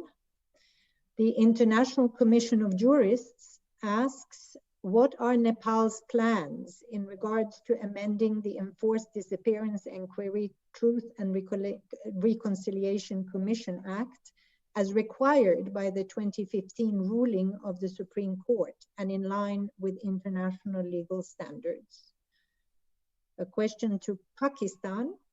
International Media Support asks, how will Pakistan tackle the structural causes of violence against journalists through a gendered lens and provide for the protection from threats, attacks, and harassment in attempts to stifle press freedom? Then there's a question to Ukraine. An NGO that wishes to remain anonymous asks whether Ukraine is planning to adopt the proposed amendments to the anti-discrimination law, draft law 0931, to bring it in accordance with international standards. A question to the United Kingdom. Human Rights Watch asks, how does the UK square its commitment to promote the rule of law as a Human Rights Council member with its failure to honor International Court of Justice advisory opinion on Chagos Island and its failure to implement the ruling of the European Courts of Human Rights on voting rights for prisoners? For Uzbekistan, there is also a question from Human Rights Watch asking 13 requests by UN special procedures for access to visit Uzbekistan remain outstanding. When is Uzbekistan planning to issue invitations to all country visit requests, including the UN Special Rapporteur on Torture? And there are questions for 2 absent states. For Bolivia, there is a question from Centro de Documentación e Información Bolivia, asks, within the framework of the commitments assumed by Bolivia in the UPR, what actions will it take to strengthen the legal, institutional, and practical framework for the defense and protection of human, land, and environmental rights defenders? And more specifically, what measures will it adopt to promote the repeal of legal provisions, such as Law 351, which has been observed for violating the right of free association, linked to the exercise of the right to defend human rights and the environment? Then for Cuba, there is a question from Cultura Democrática, who asks, how can Cuba justify voting against humanitarian assistance to Venezuela and the petition to Maduro in respect of human rights in 2018 and 2019? More generally, how does Cuba meet the criteria for membership of the Human Rights Council, given that it has voted so many times against the protection of human rights and in favor of defending dictators and abuse of power? There is a general question then also in this round for all candidates, and that is from the Swedish Federation for LGBTQI Rights and the World Benchmarking Alliance. And they have asked, given that more than 92% of SDG targets are linked to specific provisions of international human rights instruments, how do you plan to connect human rights and the 2030 agenda during your mandate in order to strengthen the role of the Human Rights Council and the implementation of human rights for all? So here in this round, we will now start in the order I gave the questions. So it's my pleasure now to give the floor to Nepal. Ambassador Bahadar Rai, please, the floor is yours. Thank you, Madam. It was a question about the transitional justice mechanisms in Nepal. And in that concern, in that regard, government of Nepal is committed to resolving the issues related to the transitional justice and based on the victim's concern and the Supreme Court's directives of 2015 and various instruments to which Nepal is a party, and comprehensive peace accord and the ground realities. The government will place the rights of the victims at the center while we settle these conflict period cases. And the government of Nepal has completed the consultation process with the victims and stakeholders with a view to bring the necessary amendment to the Enforced Disappeared and Truth and Reconciliation Commission Act. And the government of Nepal will come up with the amendment of the TRC Act at the earliest, and that complies with the directive of the Supreme Court, and it will also comply with the obligations, with the Nepal's obligation under the national and international law. And I'd like to assure all that there will be no blanket amnesty in the cases of serious human rights violations committed during the conflict period. That is the commitment of the government of Nepal. Thank you. And Madam Moderator, let me allow to respond the Czech question that I just want to echo the thought that the UK and France expressed. There is a need of serious dialogue and deep dialogue so that every member states can play with the same playbook. But at the same time, what I also feel is that there should be a robust mechanisms to support those countries which are not themselves able to fulfill their international obligations. That is also another part, so that the countries can be strengthened, the countries may be strong, the national human rights institutions or civil society or other mechanisms, they maybe are in need of support. So in that case, maybe international community should also extend support to enable the countries. Thank you.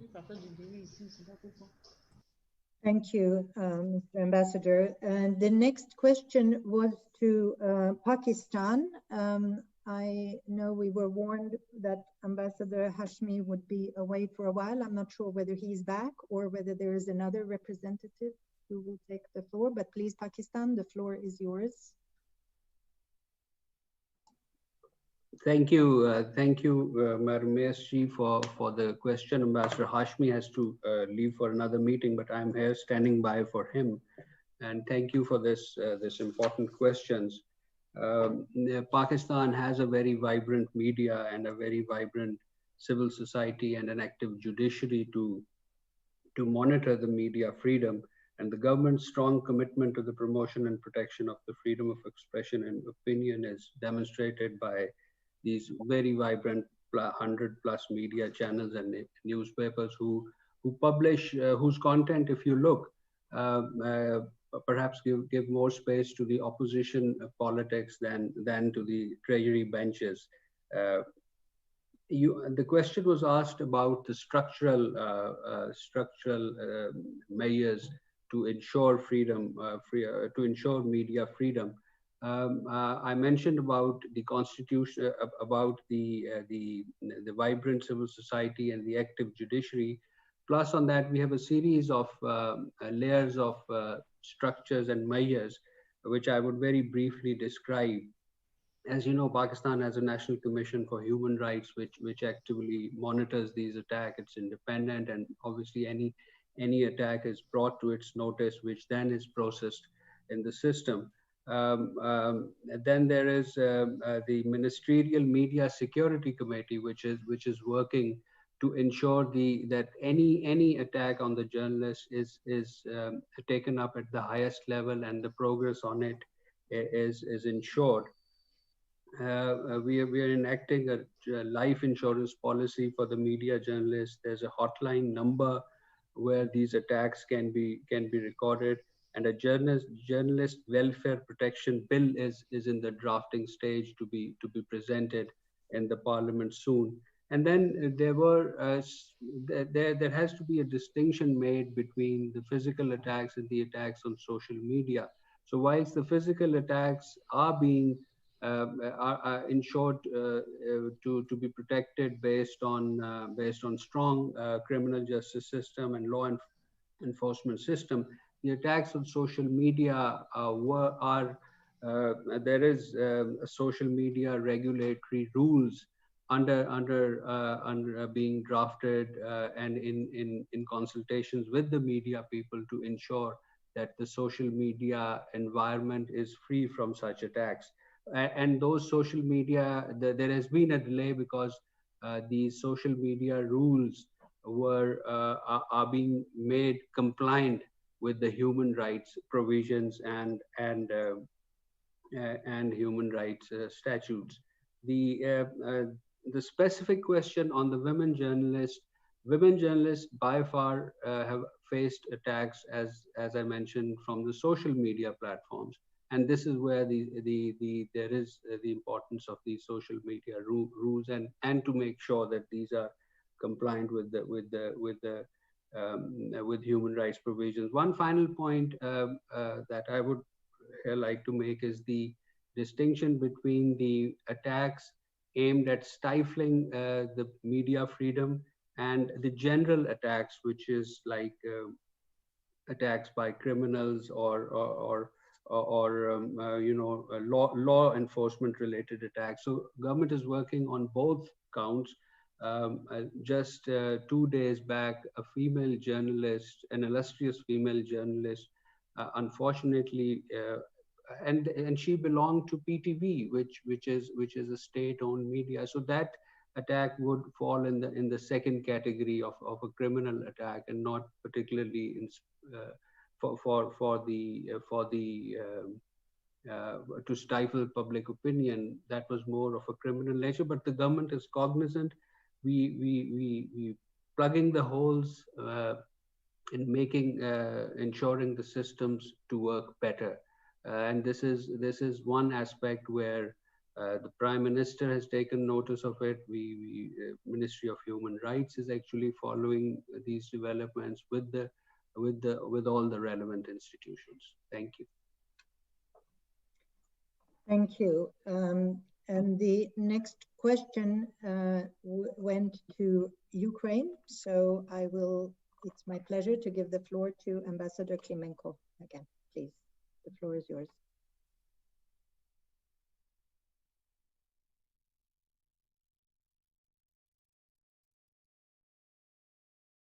Hello, Ambassador Klimenko. We don't hear you.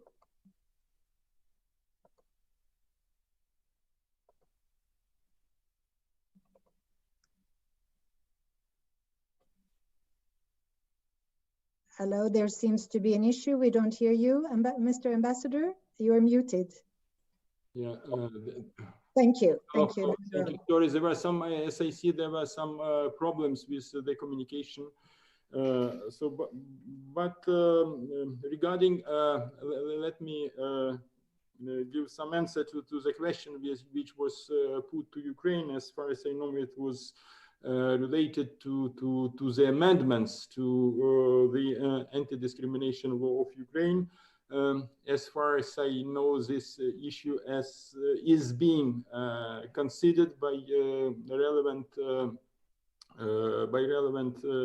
governmental authorities of Ukraine, and let me assure that we do our best in order to reach full compliance with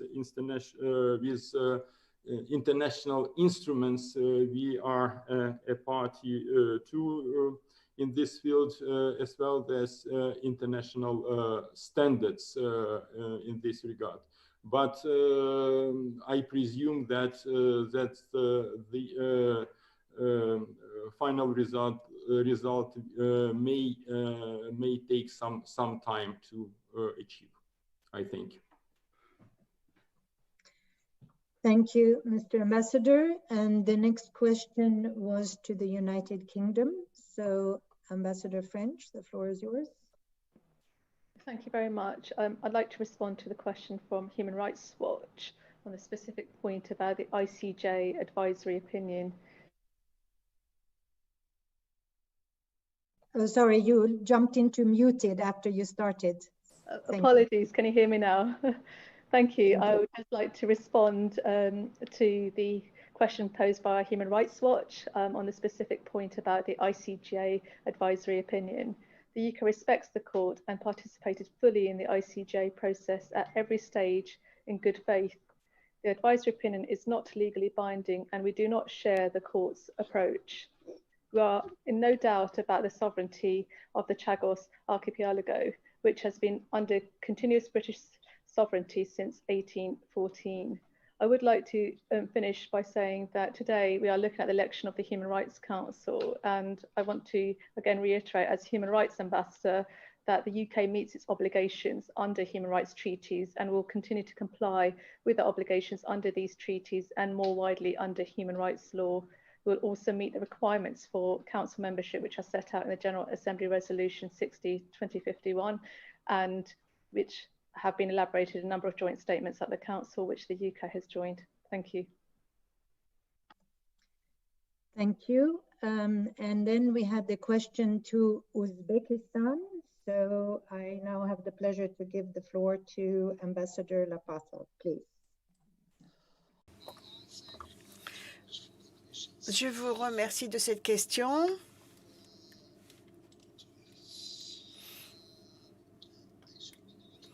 Il faut noter que l'Ouzbékistan a complètement changé de sa façon de faire. Sorry for the, I heard the translation, that's why I should just... Yes, sorry. We totally changed our approach towards the special procedures. Only during the couple of years, we invited special reporters on freedom of religious, Ahmed Shahid, and last year it was a special reporter on independence of judge and lawyers, Mr. Diego Garcia Sayan. As an outcomes of their visits, relevant roadmaps were adopted by the government and Parliament of Uzbekistan based on their recommendations. We see that the visits of special procedures should not be for the sake of the visits. It has to improve the situation in the spheres where it is needed most. Just to mention the will of Uzbekistan to cooperate with mandate holders during the last review or UPR review of Uzbekistan has accepted a recommendation to issuing a standing invitation to all special procedures. This decision of Uzbekistan is published by Office of the High Commissioner for Human Rights. We are ready to closely work with all mandate holders, just is subject to agreed dates. Thank you very much for your attention and for the question again. Thank you very much. And then we have the general question regarding the SDGs, and I see that Malawi has indicated a wish to respond. So, Mr. Kaira, please, the floor is yours. All right, thank you very much. The question was on how we link SDGs to the promotion and protection of human rights.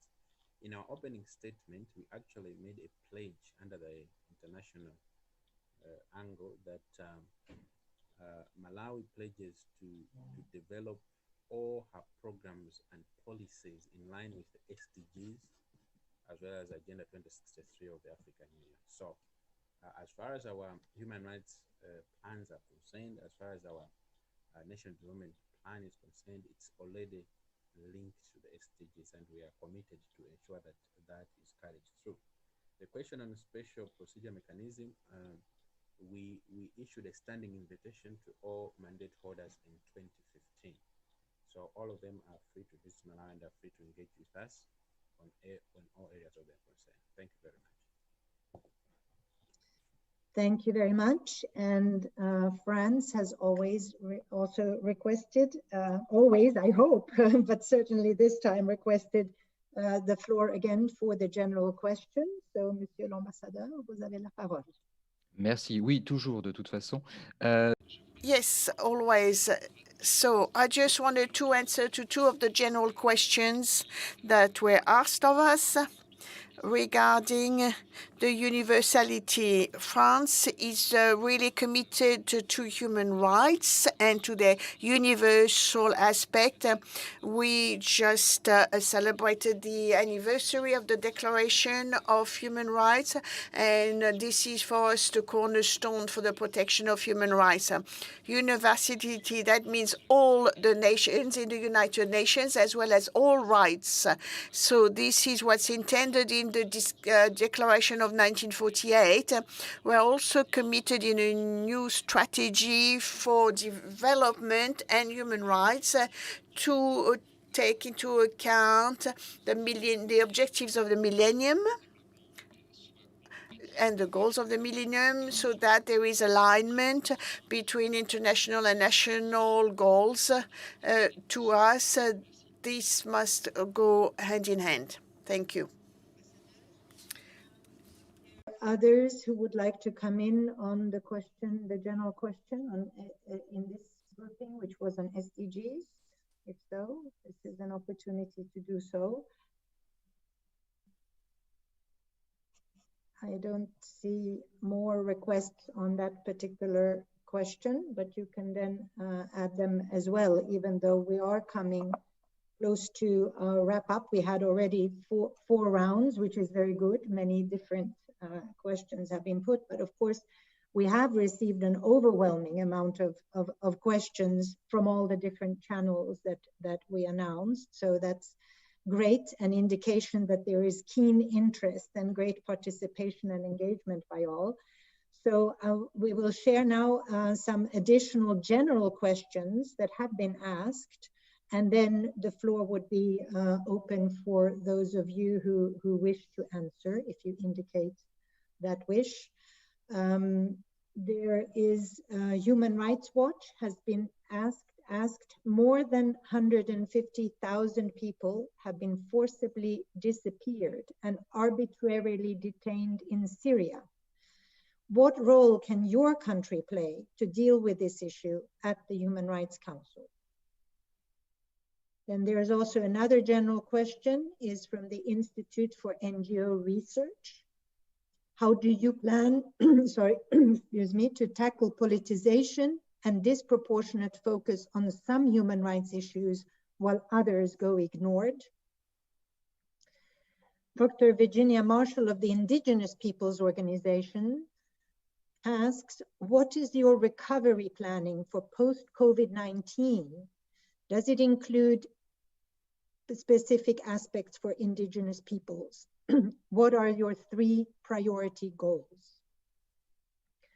The Defense for Children International asks, global efforts are needed to free detained children. The UN Global Study on Children Deprived of Liberty found at least 1.5 million are locked up each year. How will you work to uphold child's rights in your role as a Human Rights Council member? The Human Rights House Foundation asked, is it appropriate that the Human Rights Council members repeatedly abstain on country-focused situations addressed by the Council as a position of principle? There are 3 more general questions I would like to add, and so you have all of them and you will be able to respond as you take the floor. So the 3 more additional ones are from Andres Bello Catholic University in Caracas, Venezuela. Asks, Venezuela has experienced a clear deterioration in the human rights situation in recent years. I would like to know the opinion of the ambassadors on this topic or other participants, panelists. The Netherlands asks, what actions will you take as a member of the Council to ensure the human rights of all persons are protected, including minorities and other persons in vulnerable positions, such as women and girls, religious minorities, and LGBTI persons?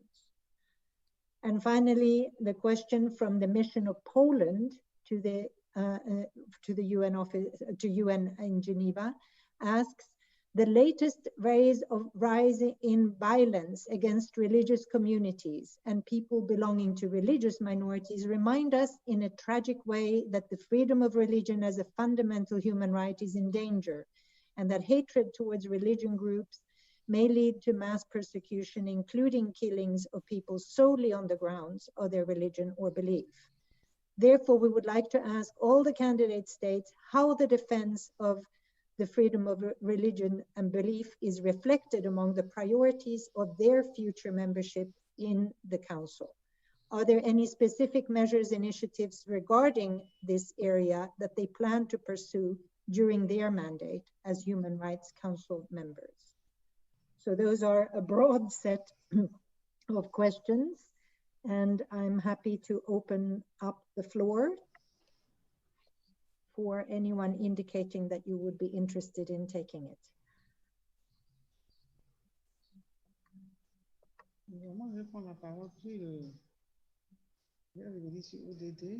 I'm going to take the floor on.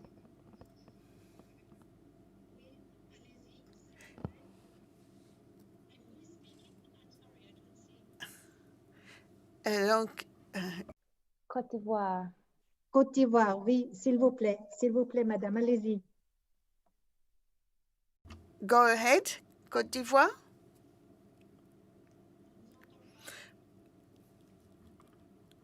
We cannot hear you.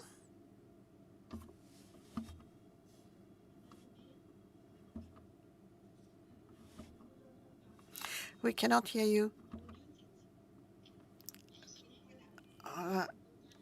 Yeah, is that going fine? So regarding the Sustainable Development Goals, we took this into account in our Development National Plan for to 2020. And we intend to pursue our efforts and take into account all the recommendations that have been done in the review, in the universal review. Regarding COVID, so post-COVID, measures have been taken as soon as this pandemic was declared. Measures were taken, so economically and socially, and also in terms of health for the patients. In the first instance, the borders were closed, and there was a lockdown for Abidjan compared to other regions. And in terms of the after COVID, there's been a decline in the economy, and so we hope to start again all activities, and we've taken steps, and we will take the development, economic development, especially for vulnerable people. So we have taken many steps in this way. And we continue to monitor the state of health, because we need to continue all the protections and the measures of protections we've taken regarding the rights of the child. So how can we give a better position to these rights, and so that there are fewer children in prisons? They need specific steps for the rights of the child. So they are not immediately pushed in remand. They are there is first temporary detention, but there are new arrangements. And so this is now an exception to jail is an exception, and we want to go towards mediations where minors are concerned, and we want also to improve their social integration. So this is what's important, is to make sure that the children can return to society without remaining as petty criminals. So this is what I wanted to highlight in terms of our country. We have a specific laws for children. We have a ministry for the child and the family, and we take into account, together with social workers, we take children into account. Thank you.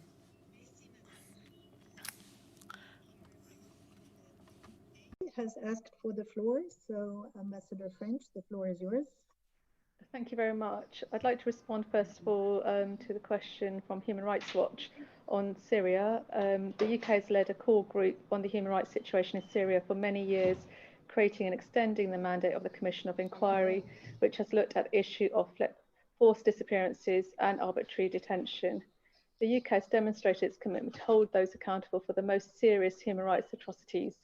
We have supported the establishment of the International Impartial and Independent Mechanism at the UN General Assembly, funded its work since 2016, and at the OPCW to ensure that the Assad regime's chemical weapons use is addressed and those responsible are held to account. We'll be bringing forward a further resolution with the core group at the forthcoming human rights session. I'd also like to respond specifically to broad country situations as a question that was raised. And it's clear that country resolutions are an essential part of the Council's work.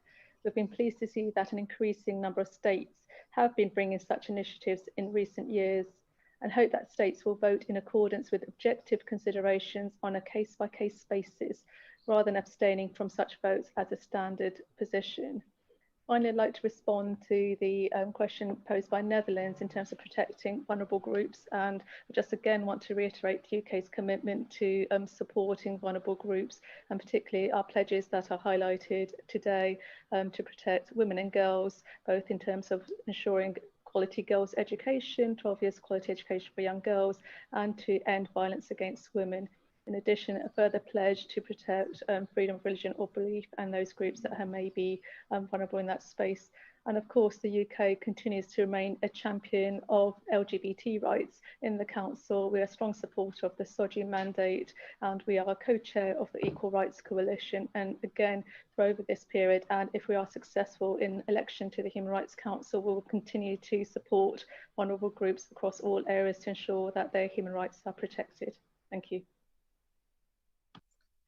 Thank you, Madam Ambassador. And we have next Malawi that has asked for the floor for the general questions again. So please, Mr. Kaira, the floor is yours.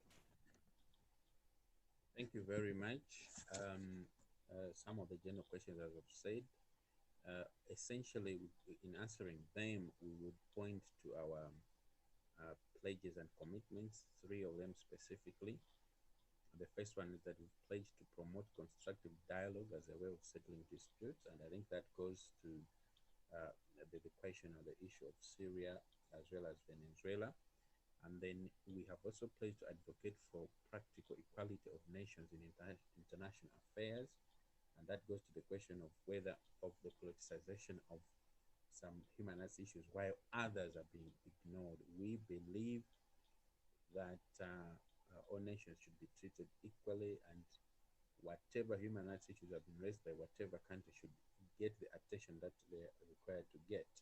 And then thirdly, we pledged to advocate for strengthening of international institutions as a means of sustaining global peace.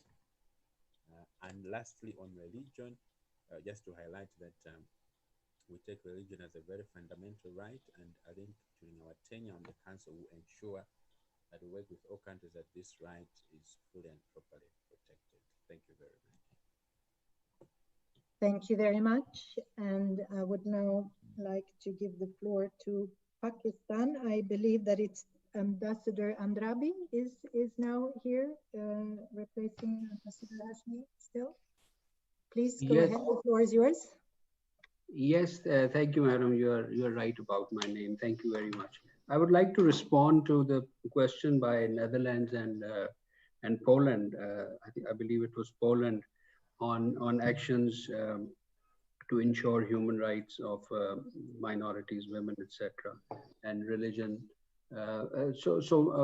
What the approach of the government is, this government is in power since 2018, has been to mainstream human rights in governance, in economic development, social progress policies, and in that respect, a number of legislative measures are being taken, most of which have been mentioned in our pledging document. As regards minorities, a number of steps have been taken. Now we have a very vibrant National Commission on Minorities. The government has opened a historic Kartarpur corridor for the Sikh communities inside and outside Pakistan. It's a landmark event attended by the UN Secretary General. He visited that corridor, UN Secretary General, when he was in Pakistan. August 11 has been marked as a minority day. Interfaith harmony, a very elaborate interfaith harmony policy is in place. There's a message called Paigam-e-Pakistan, which basically is the message of interfaith harmony.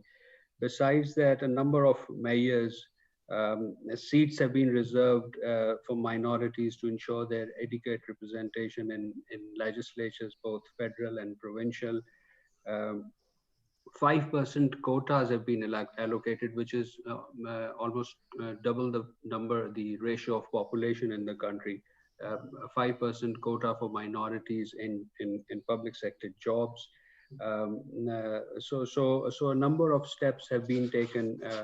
As regards women, again, we have independent national and provincial commission on status of women. And our CEDA report was presented to this committee, CEDA committee, just earlier this year. There has been reservation of 30% seats in women, a number of laws for combating violence against women, national and provincial Then there's a social safety net for women and called the EHSAS program. And under this program, just for the COVID, 12 million families were given cash assistance, and the cash assistance was provided to the women head of the family, to the mother of the family, just to ensure that perhaps to recognize the status that women play a very important role in upbringing of the family.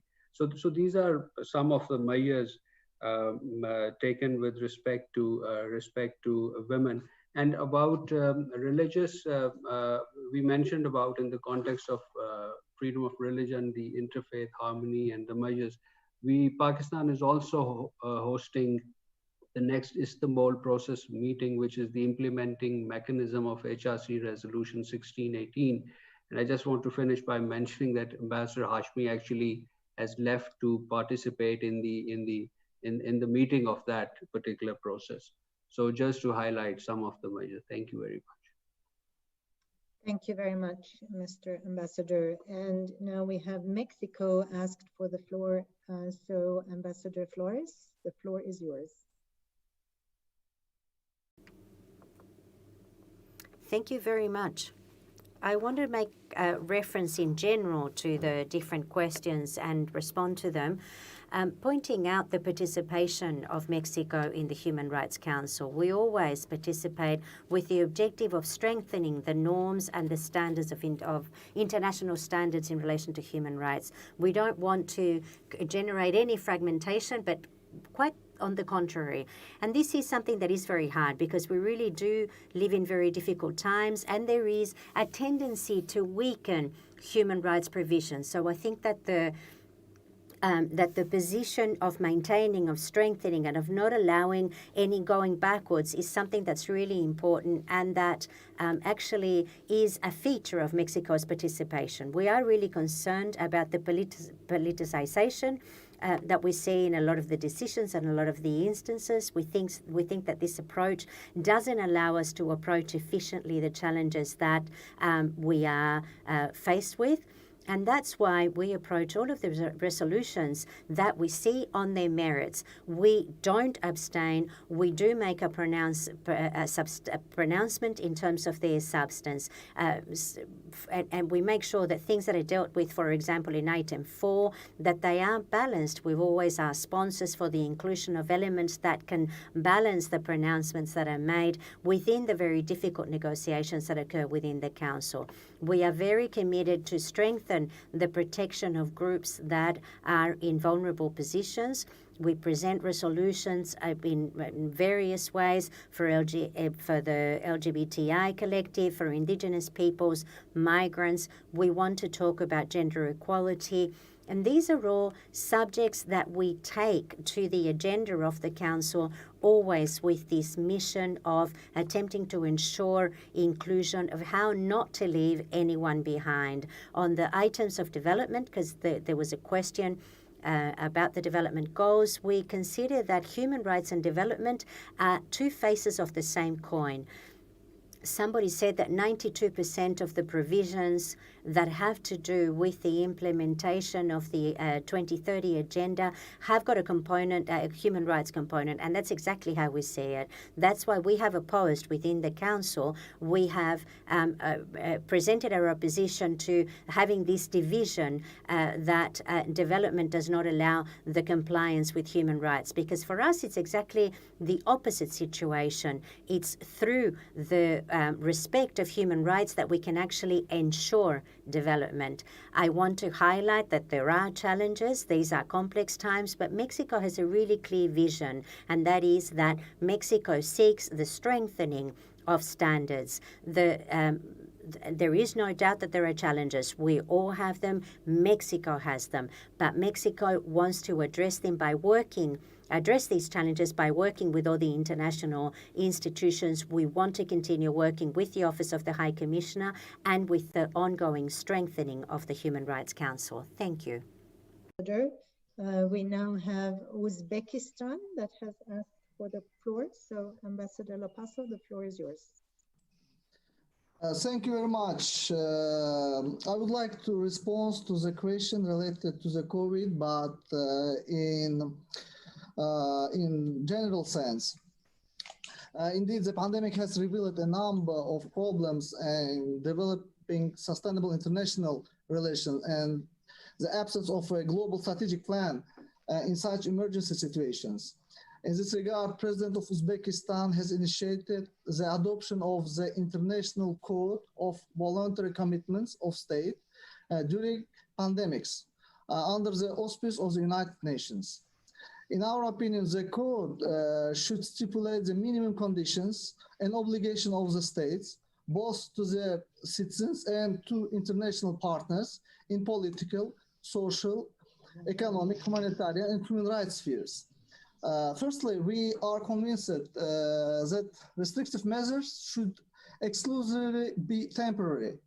The mandatory guarantees for the respect of the rights of, and freedom of citizens. Such measures should be proportionate to risk, not to impede international trade, especially of medical products, as well as measures to support socially vulnerable segments of the population. Secondly, the rapid spread of the pandemic has shown the need for systematic, timely, and effective preventive measures, including in order to prevent overloading of health systems.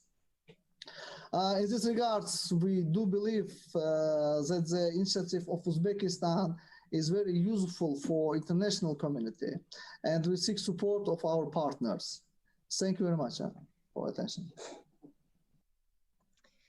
Thank you very much. And I seem to have seen the ambassador of Ukraine asking for the floor. Is that correct? So please, Ambassador Klimenko, you have the floor.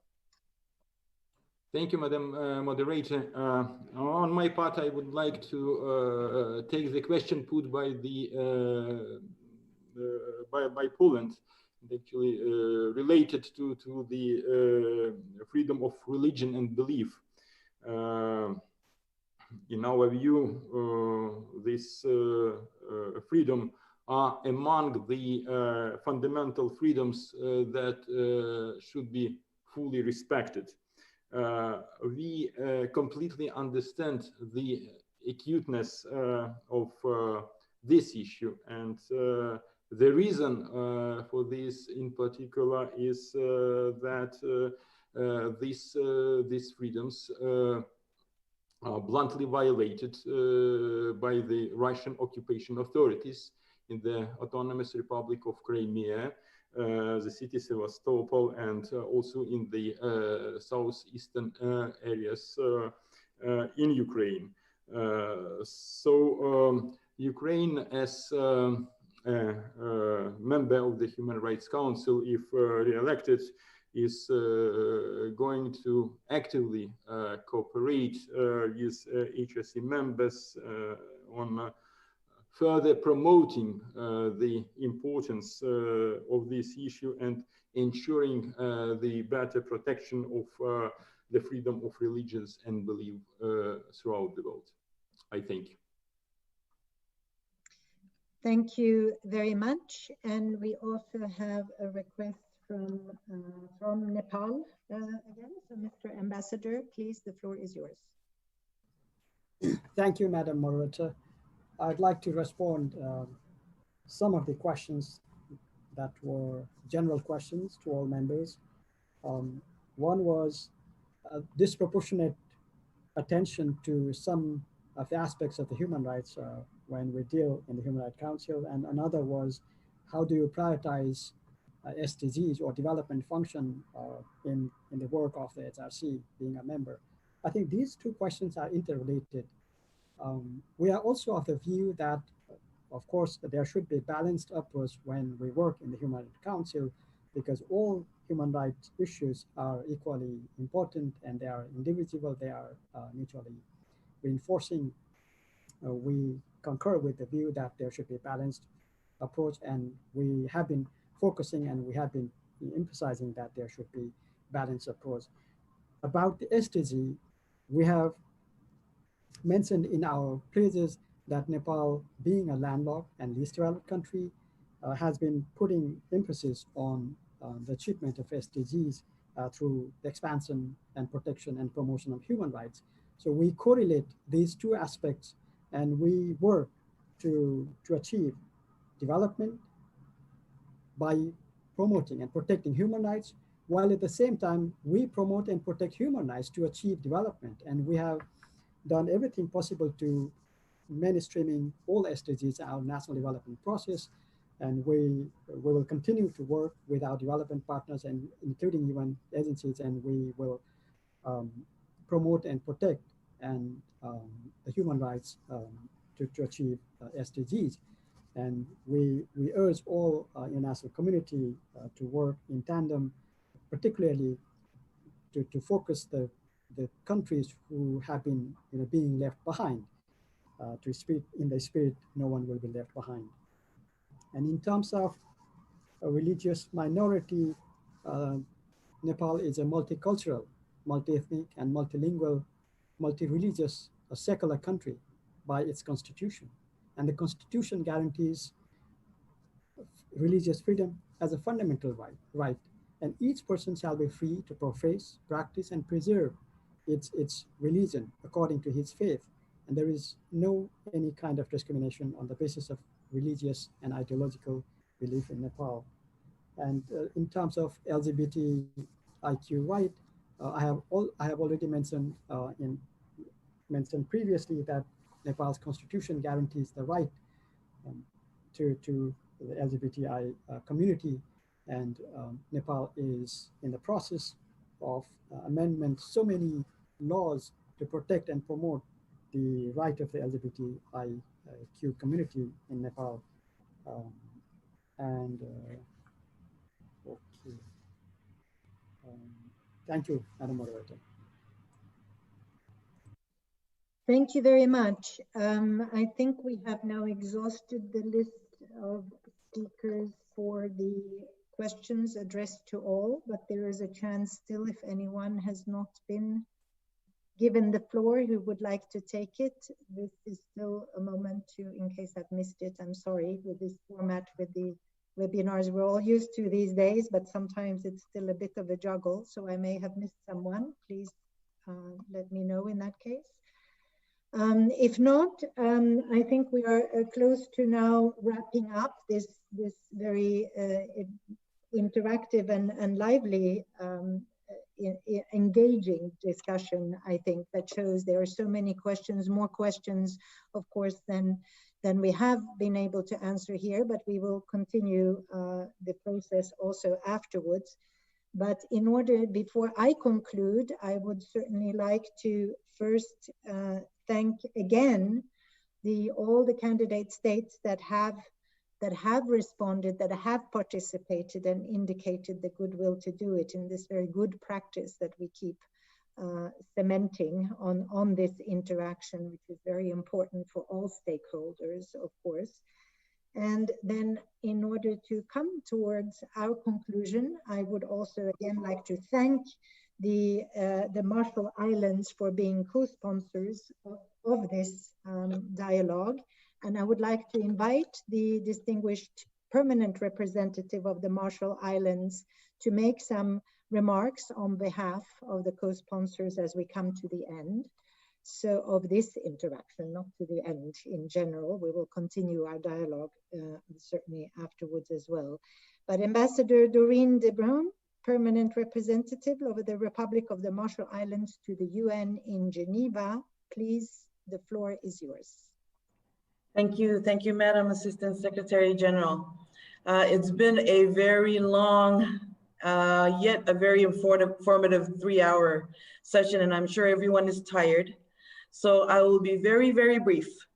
Excellencies, colleagues, and friends, ladies and gentlemen, the Republic of the Marshall Islands wishes to thank the organizers, International Service for Human Rights and Amnesty International, as well as our co-sponsor, the Netherlands, and other co-sponsors, and in particular, acknowledge and thank the candidates, the candidate nations for their valued and active participation.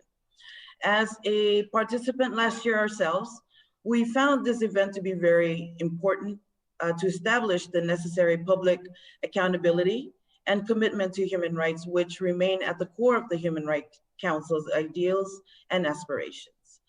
The Marshall Islands remains committed to a competitive process And we feel that this will help make for a stronger and more transparent Human Rights Council. We compliment all the regions that are engaged in a competitive election to the Human Rights Council and hope that this event will continue to garner support and participation in future years, and that it can also be further embedded in the Human Rights Council campaign process. Our sincere best wishes to all the candidates. I thank you all and komoltada. Have a very good night. Thank you, Ambassador de Brum. Excellencies, distinguished delegates, and ladies, gentlemen, friends, colleagues, we really do hope that this discussion has helped to gain a better knowledge and understanding of the vision for membership and human rights commitments of some of the candidates, those who we gratefully acknowledge participated in this dialogue, candidates for the Human Rights Council. There were a lot of questions, and I know that some of them, quite a few of them, have not yet been answered. We did have indeed a long session, and it's been intense. But I wanted to reassure you who put the questions that certainly we are collecting those, and those that have not been asked at this session will be forwarded to the respective candidate member states. And then the answers will be collected, including, by the way, also those for the member states who were not present. So any answers we receive will be collected, collated, and also then posted on the webpage of the International Service for Human Rights.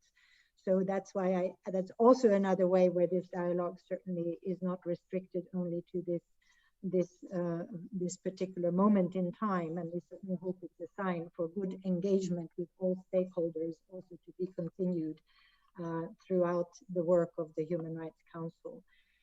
So we really know already from the past experience that this kind of dialogue and this kind of event, and of course, unfortunately, in one way, this year we had to do it only this way on the web, as we're all getting used to our new ways of interacting that are not always conducive to a very direct zooming in on bilaterals or multilateral relations. But it is still very useful, and at least it has the advantage that I think we had quite a few attendees, many more than would be possible from all over the world than otherwise we would have. So I hope we can also be happy about this development, and that we're able to do an outreach that goes beyond what sometimes we may have. We do find from the past already that the trust really is promoted, the very needed trust, and the trust that we so often are lacking these days between institutions or governments and civil society, or internationally as well, as we see it reflected. But the trust here between the Human Rights Council candidate states, civil society, and also the UN as a whole, I think really has been shown to be improved and built further through these kinds of events. So we do hope that this really continues to contribute to the international dialogue on human rights, really the essence of why we are here and why you are seeking the membership on the Council. So as we continue to address the challenges that undoubtedly confront human rights still, but also multilateralism as such, and in particular also the context of the COVID pandemic, which has been mentioned occasionally in this dialogue, but certainly we will come back to it as well. We still believe and we trust that this year's exchange has offered a sense of genuine engagement, really, on all sides, by the member states, but also showing the genuine interest and engagement by the stakeholders, by civil society. And this is, of course, enhancing the spirit of cooperation that we hope will also spill over into the actual work of the Human Rights Council, also in its new composition. I believe that this cannot be done within without a really proactive civil society. And this is what we have seen. So for me personally, I would like to thank also the initiatives of the International Service for Human Rights and Amnesty International to create this tradition of this kind of promotion of transparency and dialogue. And also, of course, the co-sponsors, the Marshall Islands and the Netherlands, as well as the co-funders, the Czech Republic and Canada, so that we ensure that we build on this good practice and continue to develop it over time. So again, we will come back with the questions and hope that the dialogue will go on that way. And certainly we are all connected now in this global world. And it's my pleasure to have been part of this very enriching and engaging discussion. So I thank all the candidates for their time, the willingness to engage transparently, openly on human rights issues, for some very substantive and specific answers, but also for your general sense of the visions and the contributions you pledge to make as potential members of the Human Rights Council. So, and of course to the audience for all those questions that we will be following up on. And also thank you very much for that. So thank you from my side. And I am glad to see that we are an engaged community all together on this. And on this note, I hope we continue our day, and good evening and good afternoon, depending on where, or good morning even, depending on where you are in the world. Thank you very much. Thank you, Essie, and thank you, Madam Moderator. Thank you. Thank you. Thank you.